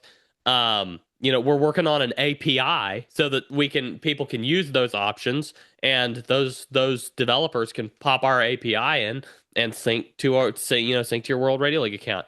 So we are not opposed to there being other fantastic options on the market. That's incredible. This does have a fully what's the word, a fully accredited team of developers behind it. It's not just one guy in his basement with his AI tool hammering out AI generated code only, which there is some of that, but it's not the main focus. We have four amazing developers, and they are just absolutely incredible, and they're working hard on this. Is their full-time job, is World Radio League, and so they are, and ham radio prep, but they are working, all the time to make this better and better. Customer service, we have an incredible customer service team. You submit a bug report, you'll get a response probably within 24 hours, maybe 48 at the most, but usually 1 or 2. We are on top of it, and we've got some great folks over there in the customer service department. We're constantly advancing, and talk about scope creep, man. I mean, not that it wasn't in the original scope, but we are broadening our horizons in so many different ways, and it's so awesome to be a part of it. We've got a great team of about I think we've got 13 people on the team working on this thing, and it's just absolutely a blast to work with them. And like I said, these are people working full time to make this the best platform. And I want to. I don't want to say that. How do I put this? World Radio League is an awesome logger, but in the future, I can see it not primarily being a logging interface. It is it's a modern cloud storage and source of truth for all of your ham radio data, all of your ham radio tools, your spotting sources, which integrate great with your logging interface. And if you want to use our logging interface, awesome. It's just the best way to do it. But like I said, we're going to be working on an API where you can send your logs across from a different logger into World Radio League into your source of truth. So you can have all those. You can still operate on the contest leaderboards. You can still operate on the on so many of our great tools here. And if you want to go do a POTA activation, you can grab your World Radio League app out and go do one. But yeah, it's really becoming that source of truth. Live contesting is such a huge thing. We're working on putting together a fully featured contest scoring engine. We haven't, we've got we haven't got full contest scoring. We did for Winterfield Day, but we haven't for all the contests, and we're working on that. And just those live scored contests is such a cool thing. It is so awesome to have those live scores on the leaderboard going up and down, and it's really great.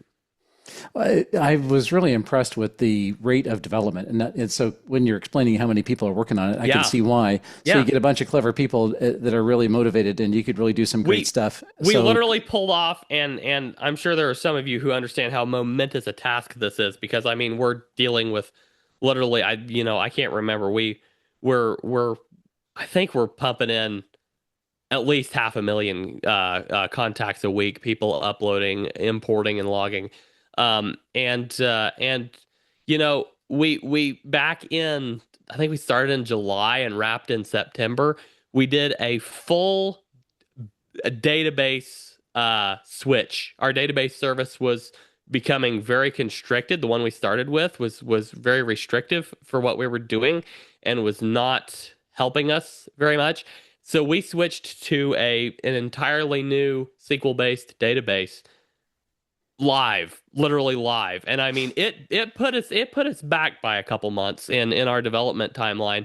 But I mean, what an awesome team, that I get to call my coworkers that were able to pull that off. It was so incredible.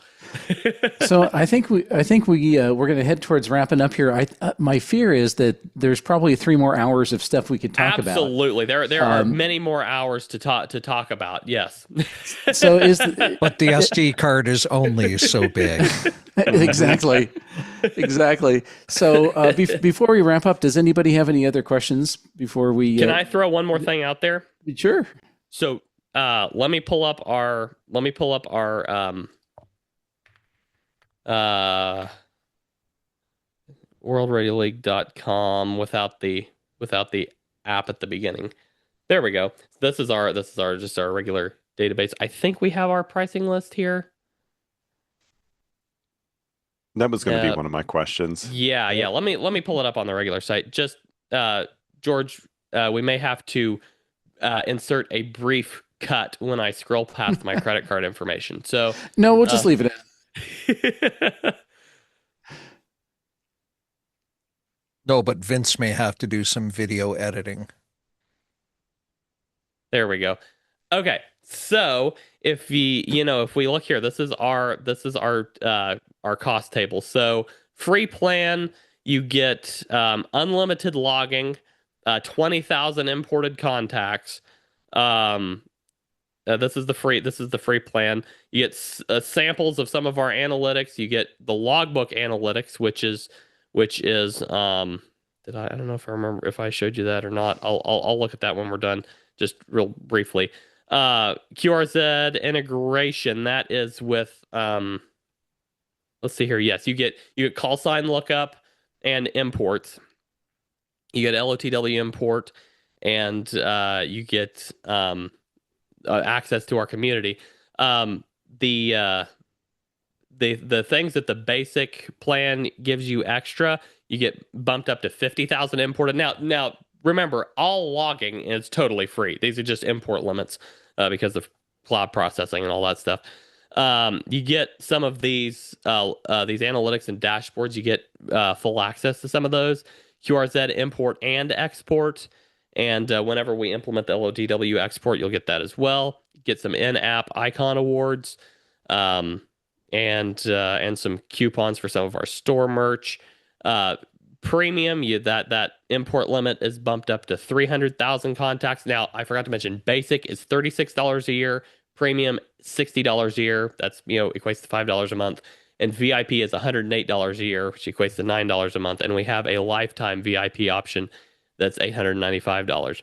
So premium gets you bumped up to 300,000 contacts imported, and that's the primary addition, except that you do get QRZ and LOTW confirmation checks and imports, and then you get some PDF printable awards, and then on VIP you're bumped up to unlimited imports and all of the above with some VIP community access, and lifetime VIP is just a permanent extension of that. So yeah, the where did it go? Here it is. The stats that I referenced are here. These are shareable on social media as well, but you get stats like your operating time, QSOs per hour, a graph that shows you, how many QSOs you made in which hour, and you get your longest contact, average distance, top bands, top modes, number of DX worked, states worked, all that good stuff, and you can share that. So that's pretty impressive. Yeah. Any last questions before we wrap, guys? Nothing for me. Nothing for me. You very thorough. Thank you. Thank you very much. I did not. I failed to show you the mobile app. If I have time, I'm just going to just pull it up real quickly so you can see what it looks like. And I won't go too deep on it. I'm just So I think we figured out why the show goes late. I thought it was me. You just need me on every week to make sure you go later. George, you did not say you thought it was you. You used to say you thought it was Mark. Oh, I still think it's Mark.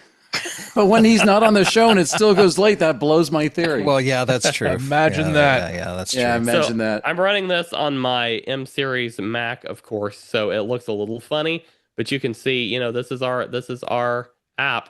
You can create a new POTA activation, find your park. It does a little location lookup. You know, on a phone, of course, it's easier than trying to do it on a computer, but it does a little location lookup. You create your logbook based off of that, and it auto assigns a name, auto assigns the location so that your maps are all right. And we have POTA Auto Spot. You can send your spot to the POTA website. So I use this on and we have a band conditions widget that's for POTA. I don't know if it was and web. I forget if it's on an iPad or an Android tablet, but it was really great to use it on the tablet because I wanted something kind of small and thin, to take and not take a PC. And it was great. I really, really enjoyed the mobile tablet version of that. Yeah, absolutely. And like I said, we just launched our desktop app. So, go give that a try. If you want to like take your laptop out on a POTA activation or something and you don't have internet, it's a great option. And just a sneak peek on the new stuff we're working on. We're working on a kind of a ham clock style dashboard. We're going to have all these widgets. This is a very early prototype. We're going to have all these cool widgets like the spot radar and the That's awesome. The beam heading. Yeah, absolutely. This is really cool because you can click on these spots and it shows you who's there. What it looks like from your location and all. Can you click on the country that you want to work and it like sets their it makes their iPhones go off in the middle of the night and tells them to go to the radio? That's a useful feature. Yeah, that would be absolutely. an awesome feature. Yeah, for sure. Yeah. No, we don't have that one yet, but maybe next time you have me on, we'll have that. So I think we have to have you come back because there's more stuff we want to talk about. Yeah, I didn't even just show you the desktop app yet, man. All right. So after Hamvention, come on back. Okay. We'll get you back on. Show us Awesome. the desktop version. By then, you'll have all the rig control and all that jazz working, I'm sure. I can even show you some of our ham radio prep stuff. We just launched a new POTA course over there, Parks on the Air. So I also want you to demonstrate the field day version of this when you come back. So just put that on your list. Absolutely. Yeah, for sure. We'll Andy, thank you so forward much. to that. Thank you so much. We could chat with you for a long time here. It'd be great. But thanks all very much, everybody, for being on the show today. Andy, thank you so much for being our guest. Would love to have you back. And so that'll do it for now. So from all of us at the Ham Radio Workbench, 72 and 73, everybody. And 72. dit. Thank you so much, guys. Be good humans. Vince, press the record button. Yep.